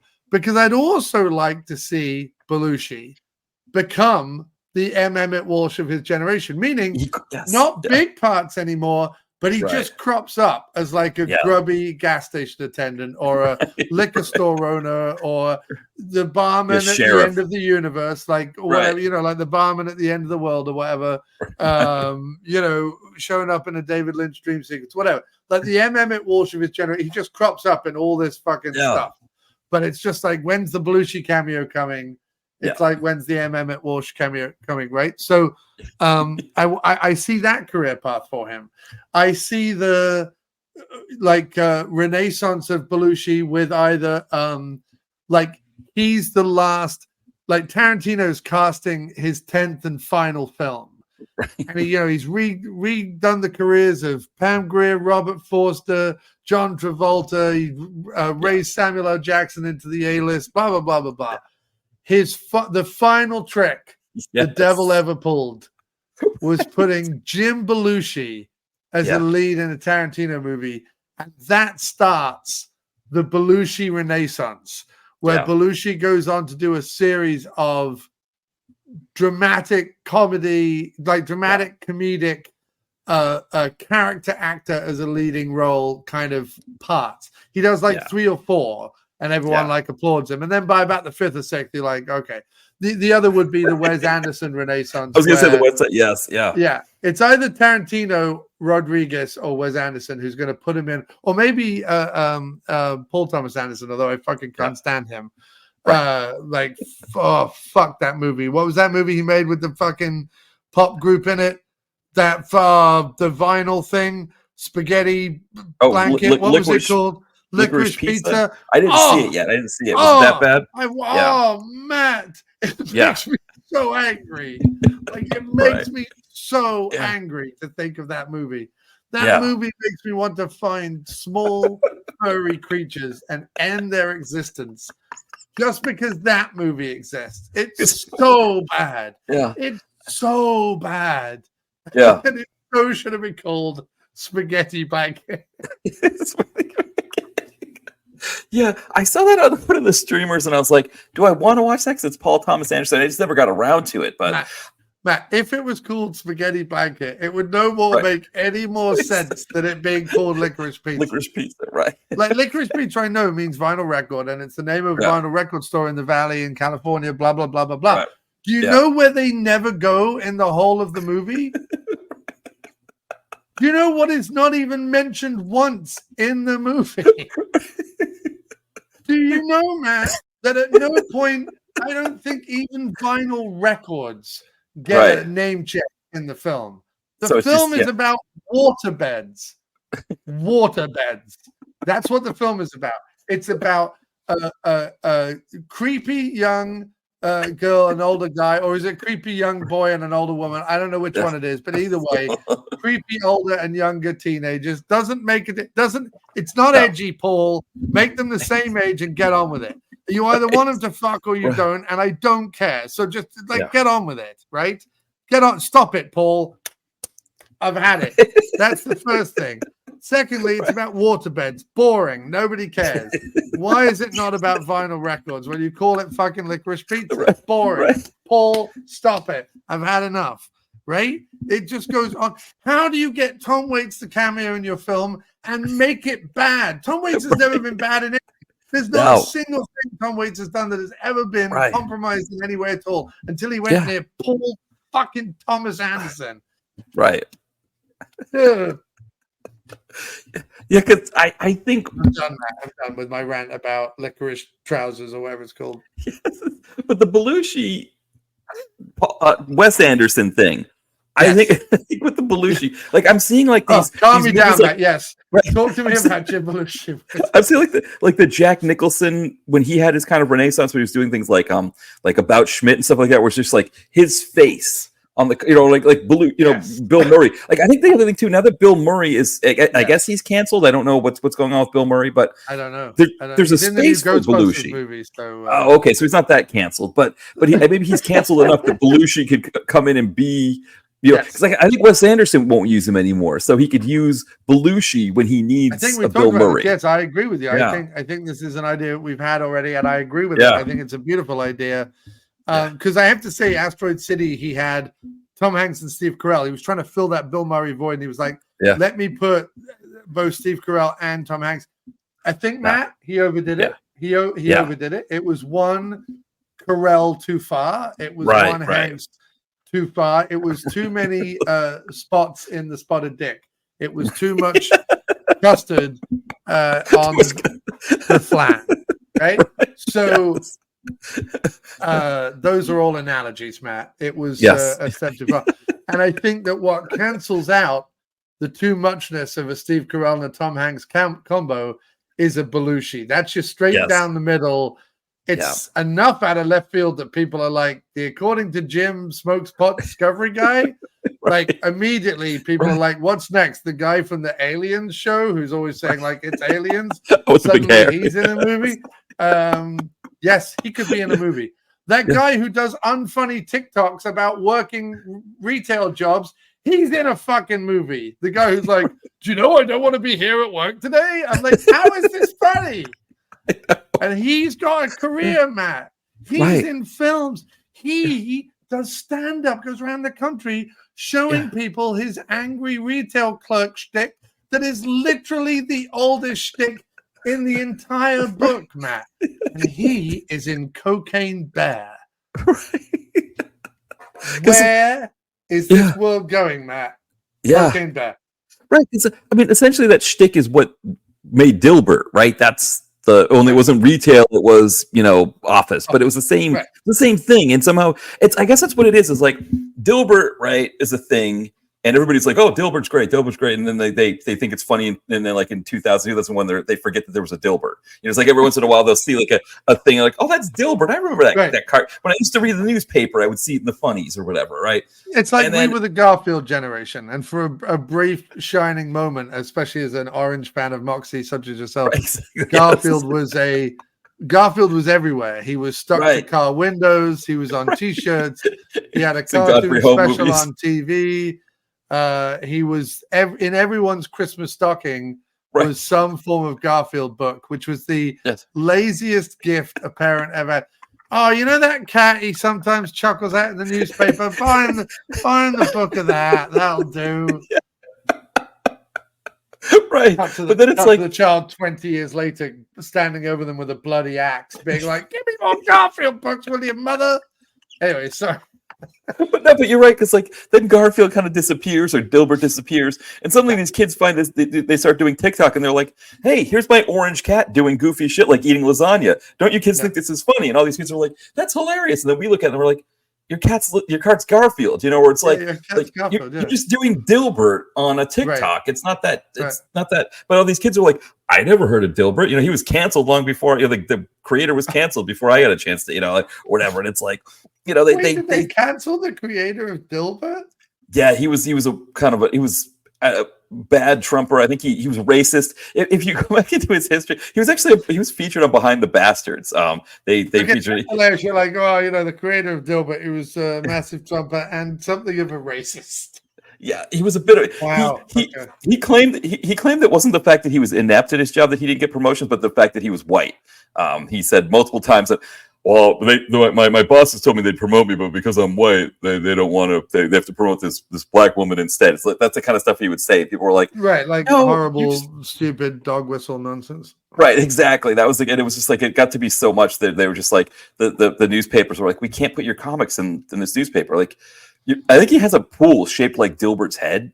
Like that's how rich the comic made him. That he could have a mansion in LA with a pool with Dilbert's head. All he had to do is just not be racist. But I guess when you're racist, you don't have any choice. You're going to be racist, right? You got to do racist things because he could have just been a millionaire. Listen, Jeff, you can have your Dilbert shaped pool. All right, right. Just got to dial down the racism. Like, and by the way, it's America, so you've only got to dial it down like 30%. Right. Like you haven't even got to go like a full 60%. Yeah.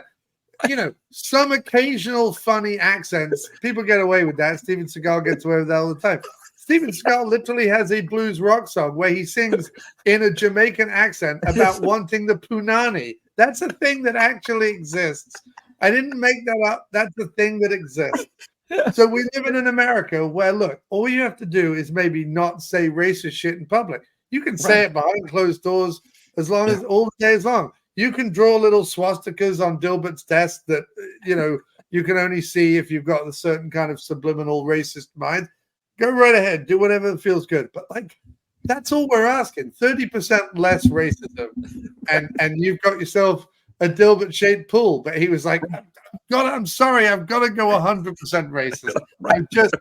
There's no, when you start dabbling in the racism game, Matt, there is no halves. Right, it's exactly.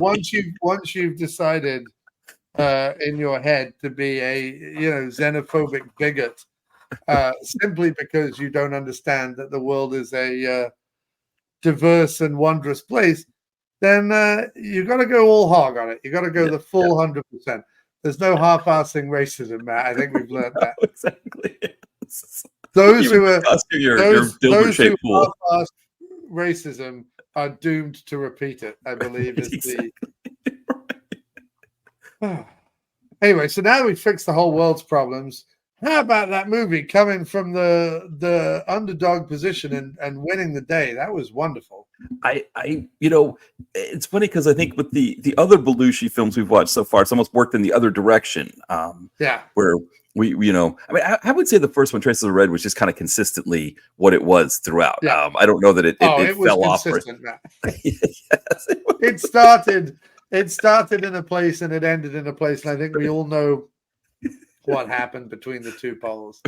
Exactly. I think the Jim Pittock screenwriting, I think, combined with the Belushi acting, I think, with the Lorraine Bracco and drug the obnoxious Pittock cameo. If this was the only movie I ever make, I want to be in the film. Oh, Pittock, you whore. All right, go on then.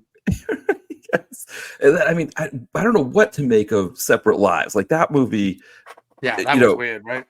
Yeah, that was like sexy when it wanted to be action packed, and action packed when it wanted to be sexy, and it was, and not really very much of either. Like I'm just saying, it was. There wasn't much of it, and what there was wrong.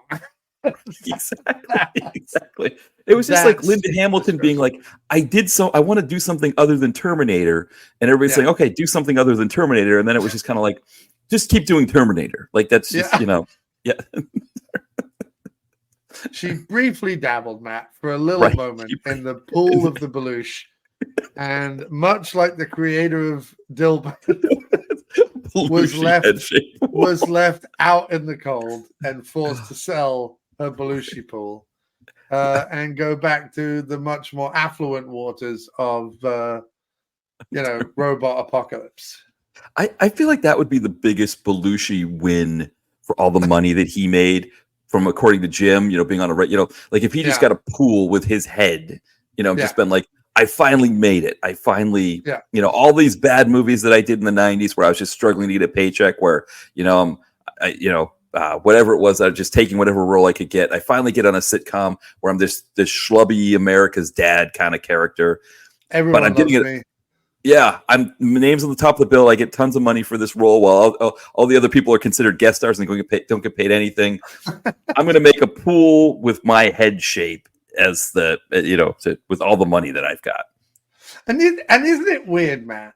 Because he would either make a pool in the shape of his own head, or I think he would do two pools. I think he would do. Hang on 1 second. I'm going to sneeze.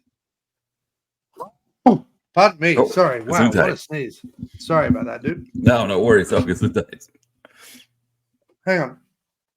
So he would do 2 pools. Yeah. He would do one pool shaped like his and the dog who played Jerry Lee's head, like a canine pool.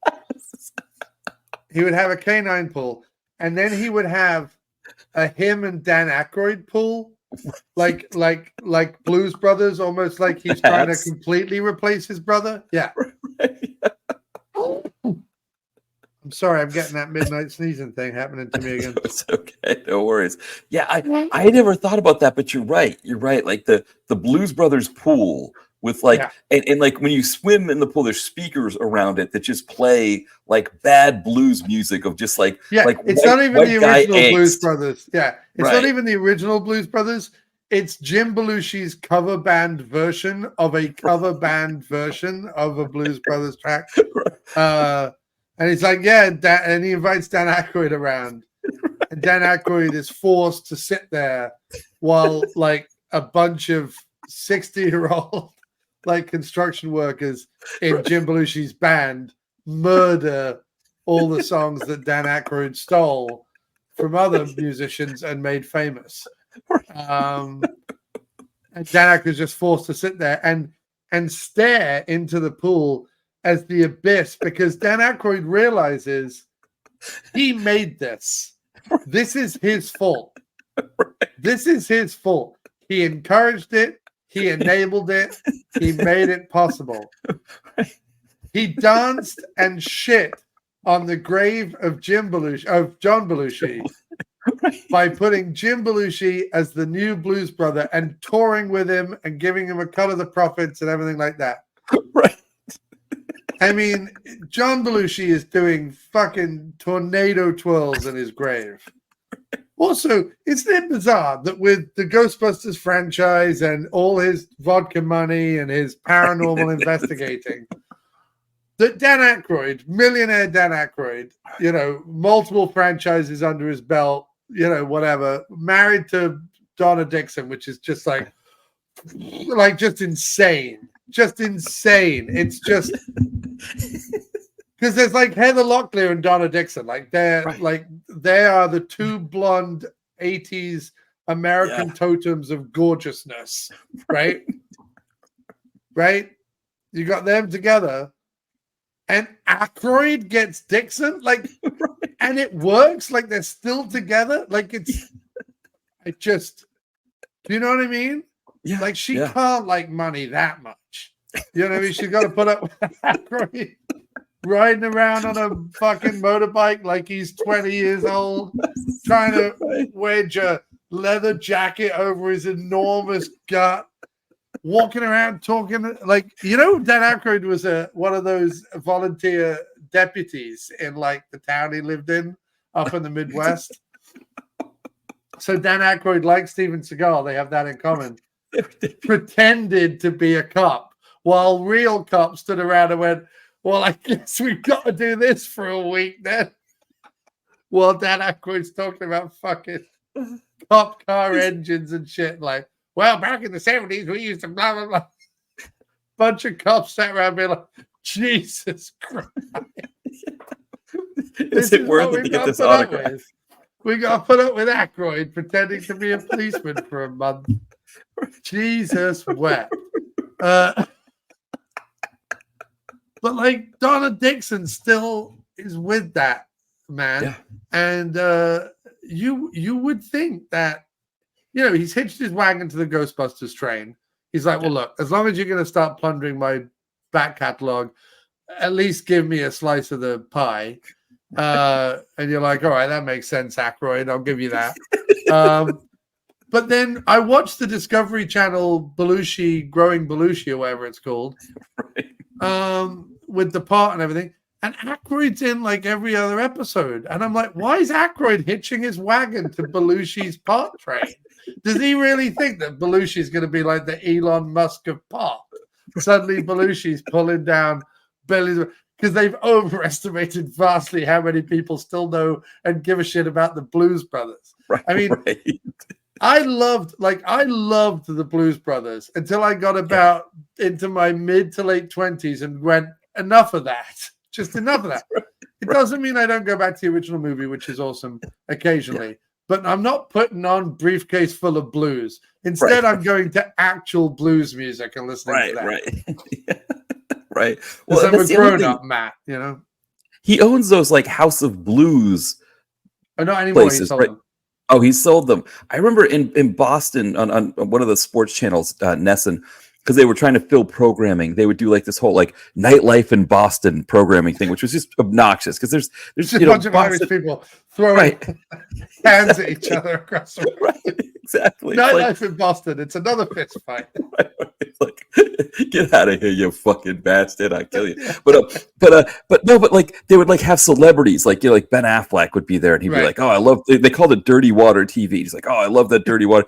But they had Dan Aykroyd do it, like some event, like some charity event at the House of Blues. I guess he still owned at the time, and he's like, I love that Dirty Water TV. And it was like, he was just so excited that they were like, oh, we need a celebrity. Oh, there's Dan Aykroyd. You need me? You want Dan Aykroyd to do the spot with Ben Affleck here? Can you give me 20 minutes? I've just ordered another vat of potato skins. Right. Aykroyd's on his third vat of House of Blues potato skins. I just can't get enough. Donna Dixon is like, yes, keep eating them, dear. Maybe you'll fucking die soon, and I'll be able to finally run off with Rob Lowe, which would make fucking sense. Because Donna Dixon and Rob Lowe, you're like, okay, that I understand, right? It must have, there must be something that Aykroyd's bringing to the table that we in the public don't see. That there's an Aykroyd, there's a public facing Aykroyd, and then there's a behind the scenes Aykroyd that Donna Dixon can't quit. Yeah, we don't know about. Shannon Tweed was with Gene Simmons on and off forever, and I mean, he just looks like a bollock. He just looks like a testicle with a wig on it. Even in his wildest dreams, he was never an attractive man. You know what I mean? Like, listen, I look at someone like a Tom Jones or whatever, and I go, I don't get it. I don't get why women went crazy, like back in the 50s and 60s, why women went crazy for Tom Jones. But I also look at it and I go, but that's fine. That's probably like a woman thing.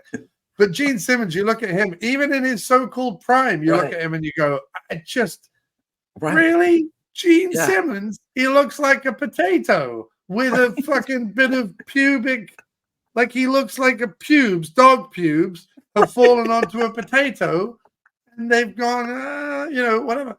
That's what he looks like. And Shannon Tweed, again, she's more 90s and 80s, but still one of those quintessential American blonde beauties, Shannon Tweed. And she's just like, sure, Gene Simmons. Her and Donna Dixon probably have like a self-care group. Well, they have like a text thread. Well, the other thing too about like nostril hair and armpit flab. Well, because the other thing too, I think she's from Newfoundland, Shannon Tweed. But the thing is, they never got married, so it's not like she married him for a green card or something like that to become an American citizen. They were never. Well, why would you if you could be a Canadian citizen? Right. That's really no need. Right. Yeah. The Shannon Tweed, and they even had their own reality show where they had the kids and everything, and it was just like in the reality show, you're looking at them and you're like, yeah. I mean, I don't know if like if like the therapist or whatever they're doing marriage counseling was just like, whatever happens here, I'm stepping out of this. Whatever happens, I'm on the TV show. We need to go all the way back to why it ever happened once, let alone. Was there a party at? Go ahead, dude. I was gonna say, was there a party at the Playboy Mansion? Maybe she had a little too much champagne, and Gene Simmons looks better. Yeah. What the fuck with all the people fucking Hugh Hefner? You know what I mean? And on a certain point, like at a certain point, you start to go like, what? Like, it can't all be men's fault, right? I get it. Hugh Hefner, powerful, rich. I'm sure he was a shit to most of those women, etc., right? I'm not falling on the side of Hugh Hefner. But unless he was chaining those women up every night, and he might well have been chaining them up every night, I don't know. If we are to assume that even one or two of them are there voluntarily, that says a whole lot There's a whole lot that you can't explain away with, well, men and power. Now I'm on the women's side. Listen, 98.9% of the time I'm on the women's side, but fucking Gene Simmons, Dan Aykroyd, and Hugh Hefner. What are we talking here? Like, what's going on? I think with the Hugh Hefner one, I'm saying, Matt, is there's questions. No, but I think the Hugh Hefner one actually more because I think those women, I don't think they thought they were going to, I think they thought it was like a show marriage kind of thing. And then when they discovered that he actually wanted to have sex with them, it was like, oh, okay, well, I didn't plan on this. Like I think in their cases, they thought that it was like, they, like the Dan Aykroyd shit. I don't know anything about them. No, but like the Dan Aykroyd and this, the Simmons one, it's like, like those ones are like legit because like those women are there because they want to be with these men and they weren't duped. It wasn't like unless there is a scene where Dan Aykroyd said, "Let's pretend to be married," and then what if his brother, who's all into the supernatural and shit, Peter Aykroyd, what if he put like a hex on Donna Dixon? Like they were just watching some ghost story or whatever at night, and then Peter Aykroyd popped up behind the couch and just went. And she was like, Peter, go away. And then suddenly was transfixed on Dan Aykroyd and was like, whatever you want me to do, master, I am in your thrall. And Dan was like, well done, Pete. I don't know what you did, but that worked a treat. Maybe that's what happened. Maybe it was Peter Aykroyd. It makes more sense than the reality. Yeah, it makes much more sense than reality. Well, sir, this has been a thrill. Yes, 2.5 hours of sheer delight. Absolutely. It's wonderful that we still have things to say about the great Jim Belushi, and we'll continue to have things to say about the great Jim Belushi. I don't know when we'll do this again. Hopefully next week, but who knows? My schedule fills up quicker than a toddler's urinal. But I don't know why that's even a thing, but all right, I just came up with that. I just assume toddlers pee a lot. You know what I mean? They consume a lot, so they pee a lot. That's what I'm assuming. Or they all have UTIs. I have no idea. Anyway. At this point, man, I don't know what's going on. Somebody stop me. They gave me a microphone and a computer and said there were people out there. Talk to them. Anyway, Matt, this has been a thrill. Yes, Thank you very absolutely. much. We will do this again soon. Yes. And everyone follow Direct to Video Connoisseur on or DTVC Connoisseur on Facebook and Instagram and Twitter. And buy Matt's books on Amazon. So there might be an issue with the books because so this is my most recent one, Bainbridge. But Bainbridge, yeah. I'm about to put out a new book, and the problem with it is, let's see if I can show you here. I got the proof copy of it, and you notice that the titles are dots, just a bunch of random dots. It wasn't rendering the fonts properly, so I think I fixed the problem, but I'm waiting for the proofs to come. But hopefully, I'm gonna have a new novel out soon, like in the next week or two, called Don's House in the Mountains. It's like the third my author cycle. So after A Girl and a Gun, Holtman Arms, this is kind of the third and kind of final-ish act. It should be out this. I was hoping to have it out this week, but the font issue is there. So I think I've solved it. Yeah.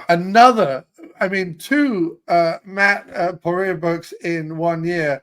Yeah. That is a bounty of riches, sir. I'm very excited. My collection, I'm going to show everyone. Hang on 1 second.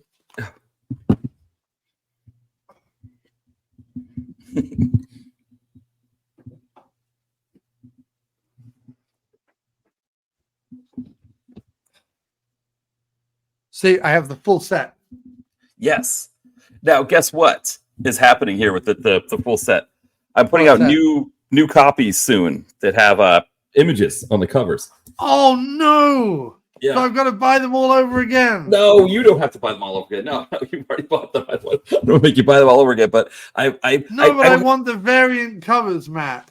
Okay, well, I got a Canva account and learned how to make covers and learned how to make designs and stuff. And I was like, well, I'll make. But again, same thing. The font issue was there, so that's also the thing too. If you buy my books now, I don't know if the font issue is going to be there. So hoping to get it fixed.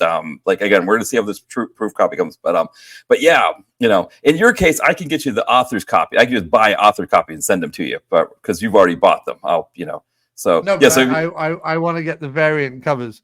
Is yeah. Bainbridge going to have a variant cover or not? Is that just So I'm working on a smaller pulp version kind of cover. So I'm still working on it, but it's like it's going to be like kind of a smaller size. Like, so you see this size here. I'm going to try to shrink it to like kind of a mass market paperback size. Yes, and I like and it. so yeah, and then one of the things that Canva does is you can do like AI images. So I put in like 90s detective and got a kind of a cool image and stuff like that. So kind of putting it together, and hopefully I'll have that again. That's going to be a little further down the road, but I'm hoping to have. Look at that, ladies and germs. Poirier not paying real artists and succumbing to the lure of AI. Cancel this man immediately. If people buy my books, I will start paying Fiverr. I was like, before people buy my books, I'll start contacting Fiverr right now. $15 a Canva a month is People don't seem to understand this. I'll eat organic when someone fucking just gives me some money. Until then, I'll eat Twinkies and dog shit, and I'll like it. You know what I mean? And so look, cough up. You go to fucking Starbucks. I know you do. Person not watching this right now, but possibly watching it in the future. You go to Starbucks and you go, oh, I'll just get a little cake, and oh, maybe an eggy nibble, and oh, a fucking 5-gallon cup of fucking coffee and caramel and coconut and horse shit. And then when the barista goes, that'll be $32.48. You don't bat an eyelid. Right. But if Matt tries to sell his books for a few quid on Amazon, everyone's don't know that I have spare $10 to buy. Yeah. He wrote I don't a really book. read. What have you done with your life? He wrote a book. Buy his book, you bastard. Instead of spending $30 at fucking Starbucks. They don't even pay tax. Right. I didn't even think of that. That's a good point. Like one of these books is they're $12.99. That's a trip to Starbucks. That's right. And most people going to Starbucks, they're going to get on the subway, or they're going to get in their car, or they're going to. They're spending money, Matt, left and right, up and down, leaving their thermostats on when it's 50 degrees outside. It's like a balmy 50 degrees. And people go, wow, I'm just going to put 70 degrees on in the office building. These people are living a life of luxury. But you go, I know someone who wrote a book. Who writes books? George R.R. Martin can't even finish his fucking series. You know what I mean? Anyway, you write books, Matt. You're up there with Tolstoy and Dylan Thomas and William Shakespeare. I mean, you write books. Books, people, on paper. Books. Not just one, many books. This is impressive, and people should pay for it. There is a wild, and I get in trouble for saying this, but there is a wild inaccuracy right now that's happening, right? So you have people who will spend an inordinate amount of money on a corporate thing, a Starbucks and Amazon or whatever, right? Without batting an eyelid. Yeah. Even though everything's getting smaller, the service is getting worse, and the money is getting more expensive. So worse service, smaller product, people are still buying it in droves, right? Yeah. Then on the other end of the spectrum, you've got the people who are going on to Etsy or Facebook Marketplace or whatever, and buying something that was this was lovingly handmade in the Cotswolds with some sheep diarrhea and some hay and some whatever, and I fashioned it into a thing and painted it or whatever, and then they go, so I'm selling this thing, this like found art or whatever, for $568 on Etsy. And when people go, why is it so expensive? Like, why is that mug you just made? I get it. You made a mug and you did pottery and stuff, but like, right, you did pottery, but that's what you like to do. Like, that's what you're good at. Like, they're all like, well, it took me a long time to do it, right? But you were enjoying doing it. Like, it's not like you're like, oh fuck, why did I decide to be a potter? I hate potting. Right? So anyway, they go, well, it costs so much because it takes so long, right? But if you make a movie, Matt, that involves 50 people, even a low budget movie like the ones I'm in, right? Yeah. It involves 50 people shooting over multiple months, right? Yeah. After writing the script yourself, shooting it yourself, editing it yourself, scoring it yourself, acting in it yourself, right? For months and months and months and months and months. And you tie it all up, and then you have to go through all the hoops that are required to put it on Amazon or Tubi or whatever. That it has to be a certain quality. It has to have subtitles. It has to have all this, blah, blah, blah, blah, blah. You spend all that money, Matt, thousands of dollars, hundreds of hours, hundreds and hundreds and hundreds of hours. The guy who's made the mug that's charging $400 for the mug because he dribbled a bit of gold leaf in it while he was firing it off in the oven. That guy, well, it took me a long time to make it. He's made 1,000 mugs in the time that people have made this movie. And if you put it up on Vimeo and ask someone to pay $8 for it, they fucking won't. But the guy's like, well, I made a mug. Well, of course, because that's what you do. You make mugs. Like, what? I mean, if it takes too long and you don't enjoy doing it, stop doing it. Exactly. But it's not even the Vimeo piece, right? It's like, hey, this movie's on Tubi. Just watch it and have the ads roll through and give and that's all you have to do is just put it on your TV and let it roll and get that person a view. And even that, they're like, no, there's a new Disney plus Marvel show that I've been really wanting to binge. I don't have time to. Disney's done a live action version of Lilo and Stitch. Can we just break this down, please? A live action version of made up characters, right? Like made up. They're not even animals, are they? They're just like made up cartoony. Right. Some of them are animals. Some of them are. So I think they did a Lion King one that was animals. So I think it was. Yeah. No, right. But the Lion King is animals. But are Lilo and Stitch meant to be actual animals? Because I don't know what Lilo and Stitch are. Yeah, right. Exactly. But I'm saying, how is it live action? What you mean is you've CGI'd something that you would formerly painted. In fact, they probably, Matt, nowadays with AI or whatever, you could probably just run it through. Probably don't even have to have CGI designers anymore. Probably just run it through a thing that goes. Oh, right. Just yeah. Disney this, whatever, or live action, whatever. Anyway. Yeah. Well, Kyle has rejoined us. Kyle says, you guys are still going. True Belushi heads. We've been off Belushi for like 30 minutes. He said Disney needs to do porn. That's right. Well, you know what it is that Disney's done is that they saw when Roger Corman had Blood Fist, and then he remade it with Full Contact, right? Someone from Disney watched Blood Fist. That's right. And then they watched Full Contact. They were like, "Wait, Roger Corman's a genius. He just had a movie and he remade it again. Why don't we do the same thing with all of our properties?" So wait a second. We can make a cartoon about the Little Mermaid, and then we can just do a live action movie of it, and everybody will go watch it again. That's fantastic. Let's just do that. You know what it's also about, though? So a lot of these titles, Disney scooped up when they were no longer in copyright. Right, exactly. They got hold of like Winnie the Pooh and all and Sleeping Beauty and all these things. And then the copyright refreshes on the Disney version. Right. But if you don't do a new version every 50 years or whatever it is, 30 years, 50 years, whatever it is, the copyright can fade out.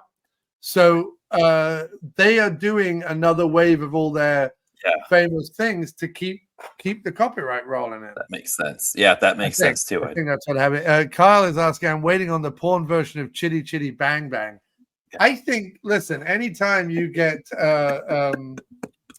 Angela Lansbury, is it Angela Lansbury or is it Julie Andrews? So. No, Angela Lansbury is Bed Knobs and Broomsticks. That's right.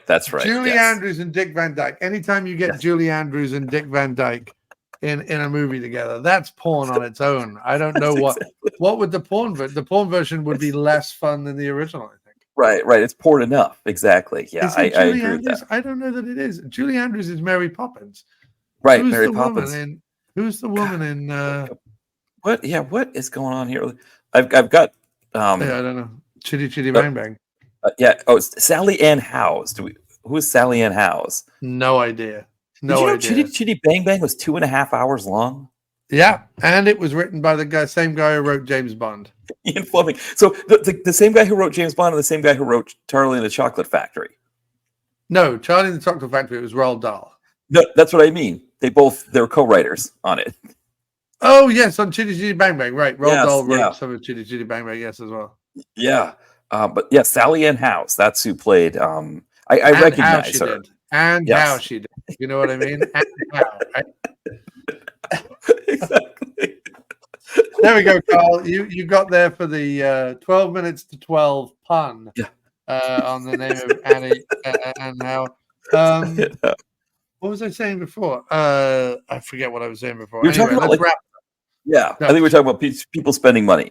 I'm telling you, Right. this is something that you Yes. taught me. This is something you expressed, you stressed to me. I don't know however long ago, and it's something that I kind of keep working on. I keep my head. It's like, okay, whether it's somebody who has a Kickstarter for a movie, here's $10 for the movie. It's like, I can't afford a lot of money, but here's $10. And it's like, if everybody just says $10, that's what I've got. Right.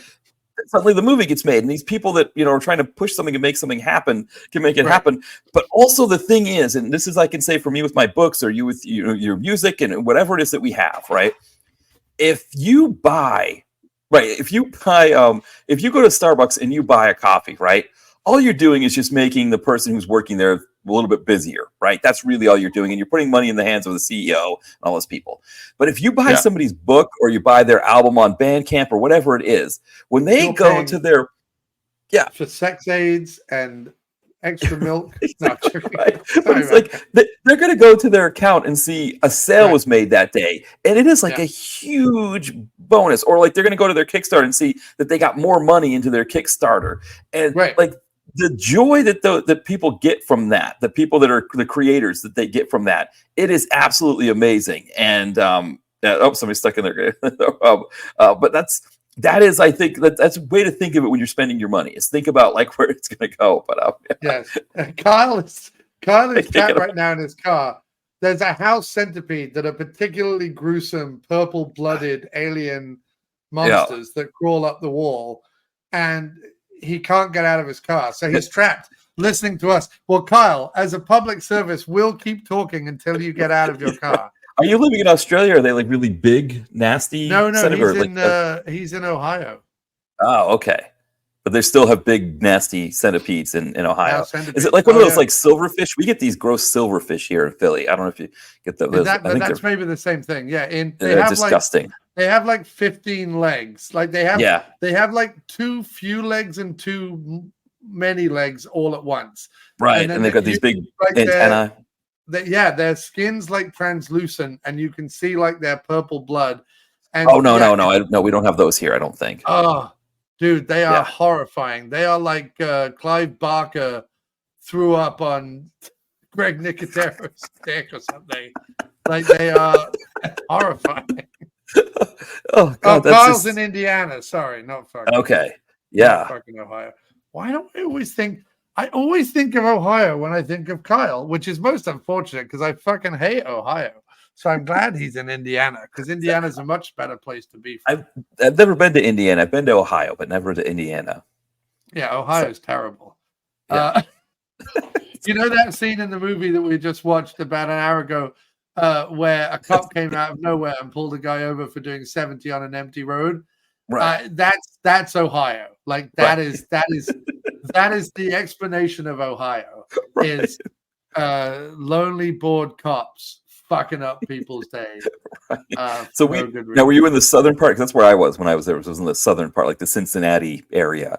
I drove through I-80, so into Ohio, into Pennsylvania. Cleveland.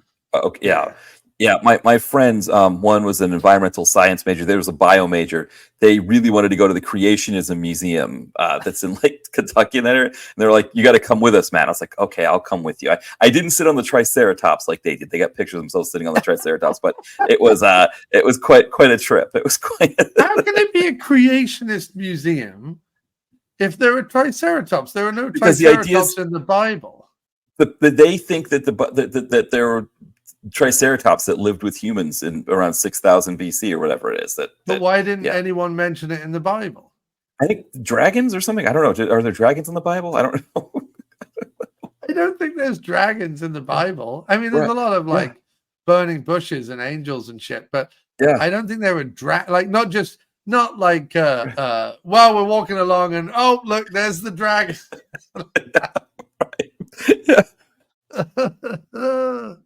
It is.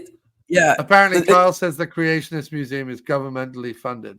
You see, that's the first thing I would do away with if I was. If you vote me in next. I'm not even allowed to run for president, Matt. I'm not even. For fuck the fact I was born in England, I'm not even a citizen. Right. Anyway,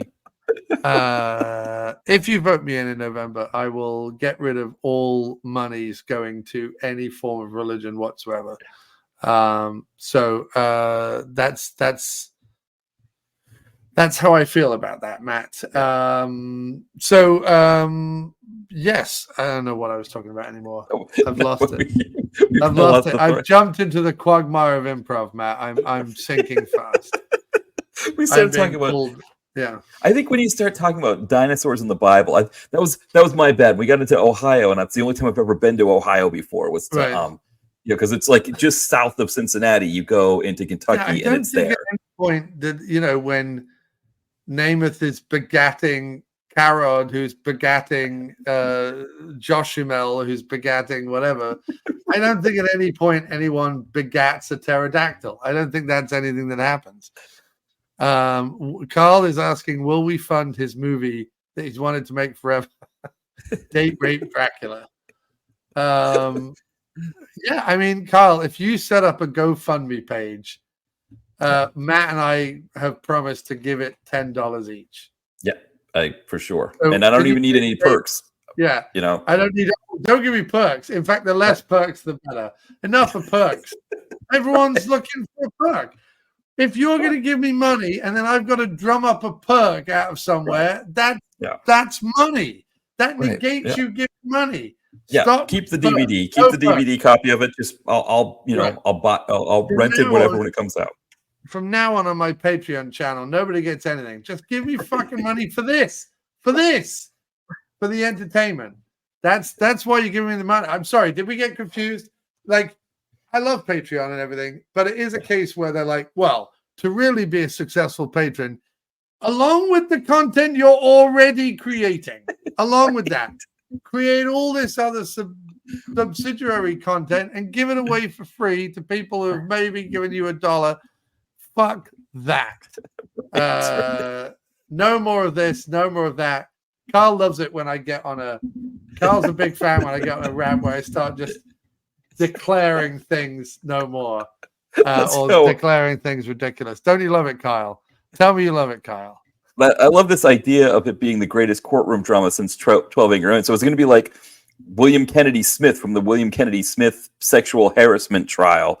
I probably don't remember this, John, because this would have been like the late 80s, early 90s. I think it was Ted Kennedy had to testify. It was like it was like a Kennedy compound in Florida, and there was a woman who claimed that she was, I don't think she was date raped, but she was sexually harassed, and there was a whole trial, and by like Ted Kennedys? Kennedy. No, yeah, you're kidding me. And I remember like Howard Stern did this whole routine where he dressed up like Ted Kennedy, where he had like a shirt on and his like boxers, and he was like doing this whole routine. He was like, "Era, I was just trying to get the boys laid, era. What's I don't understand the big deal, era." And it was like this whole, he had like the jowls like attached to his face and all that stuff. Because he used to have a Saturday night show, Howard Stern. But I'm seeing Kyle's Date Rape Dracula as like a remake of the William Kennedy Smith trial, but only with vampires. Yeah, and possibly with Weird Al Yankovic and Howard Stern playing all the parts. Right, exactly. Yes. With a cameo by Rick Moranis. Kyle, let us know on the house centipede situation. Are you out of the car, Kyle? Are you safe? Did you make it to freedom and safety and warm beds and hot glasses of whiskey?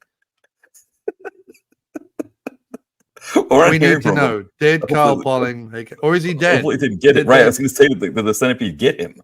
Yeah. I always see these clips of people living in Australia where they just get these big, like, frightening, like, big, like, stuffed animal-looking spiders just crawling around and stuff. And it's just the most frightening thing ever. Kyle is still in his car. Kyle is watching us in his car right now because of a house centipede. And he wants Clancy Brown as hanging Judge Joey. Oh, Carl, you genius! You sweet genius. Carl, do you want me to invite you in? Can we? Do you want to come in on the? I'm going to invite Carl in. Okay. Carl, where shall I send the invite link to so you can come in on the feed? Shall I do it in Facebook? I'm going to do it in Facebook.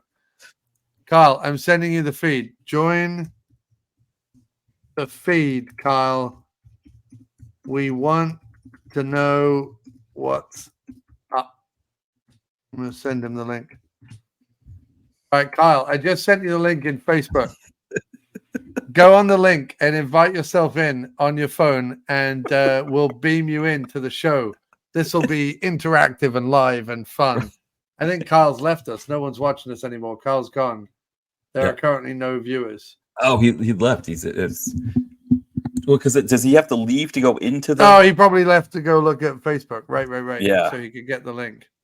I think that's how it works. I think you have to. If he gets beamed in, this is going to be fucking brilliant. Yeah, I think he has to leave as a viewer to get beamed in as a participant. Yeah, that's fine. He can't hear any of this. Right. Are you okay to stay up for a bit more or not? Yeah, I can stay for a little more. Yeah, for sure. I don't want us to be upsetting anyone or causing an issue. Kyle, are you coming in, dude? He's seen it. I've seen on Facebook Messenger that he's seen it. He's seen it. It'd be amazing if we got Kyle in here and we were just like, there's Kyle in his car reporting live from the car. That's what I want. I want Kyle live from his car.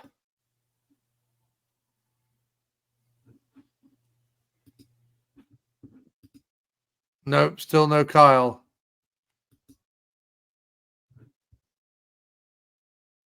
No, so maybe he disappeared. Maybe he dropped out. He was.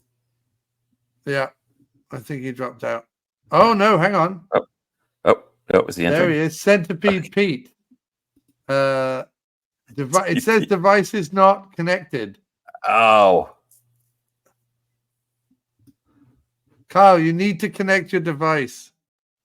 How do I?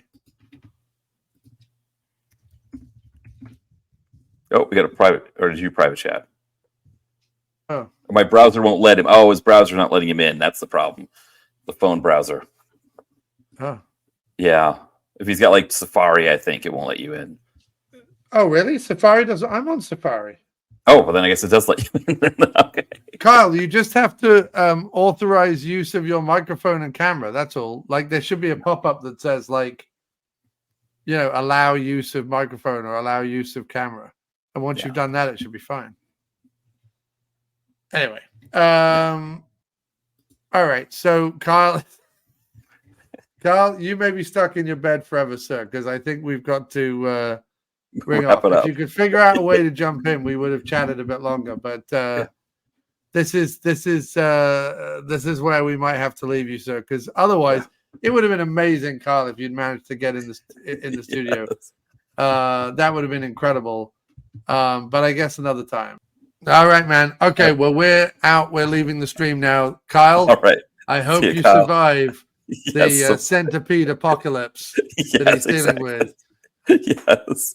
When we come back 2 weeks from now, we'll report live with Kyle in his car and see what happened. He's going to be how we stuck there for survived. 2 weeks. All right. Yes, take exactly. care, Matt. All the All best. right, have a good one, man. Talk to you soon. Bye. Oh, we are two middle-aged men watching 90s era Jim Belushi films. Two middle-aged men watching 90s era Jim Belushi films. Two middle-aged men watching 90s era Jim Belushi films. And you can watch along with us. Oh, yeah. You've been watching along with us. Oh, yeah. Or maybe you've been listening somewhere where it's glistening. You just got the podcast version. You've not seen the film, but you have listened along with us. Oh, dear. You have spent your time with Just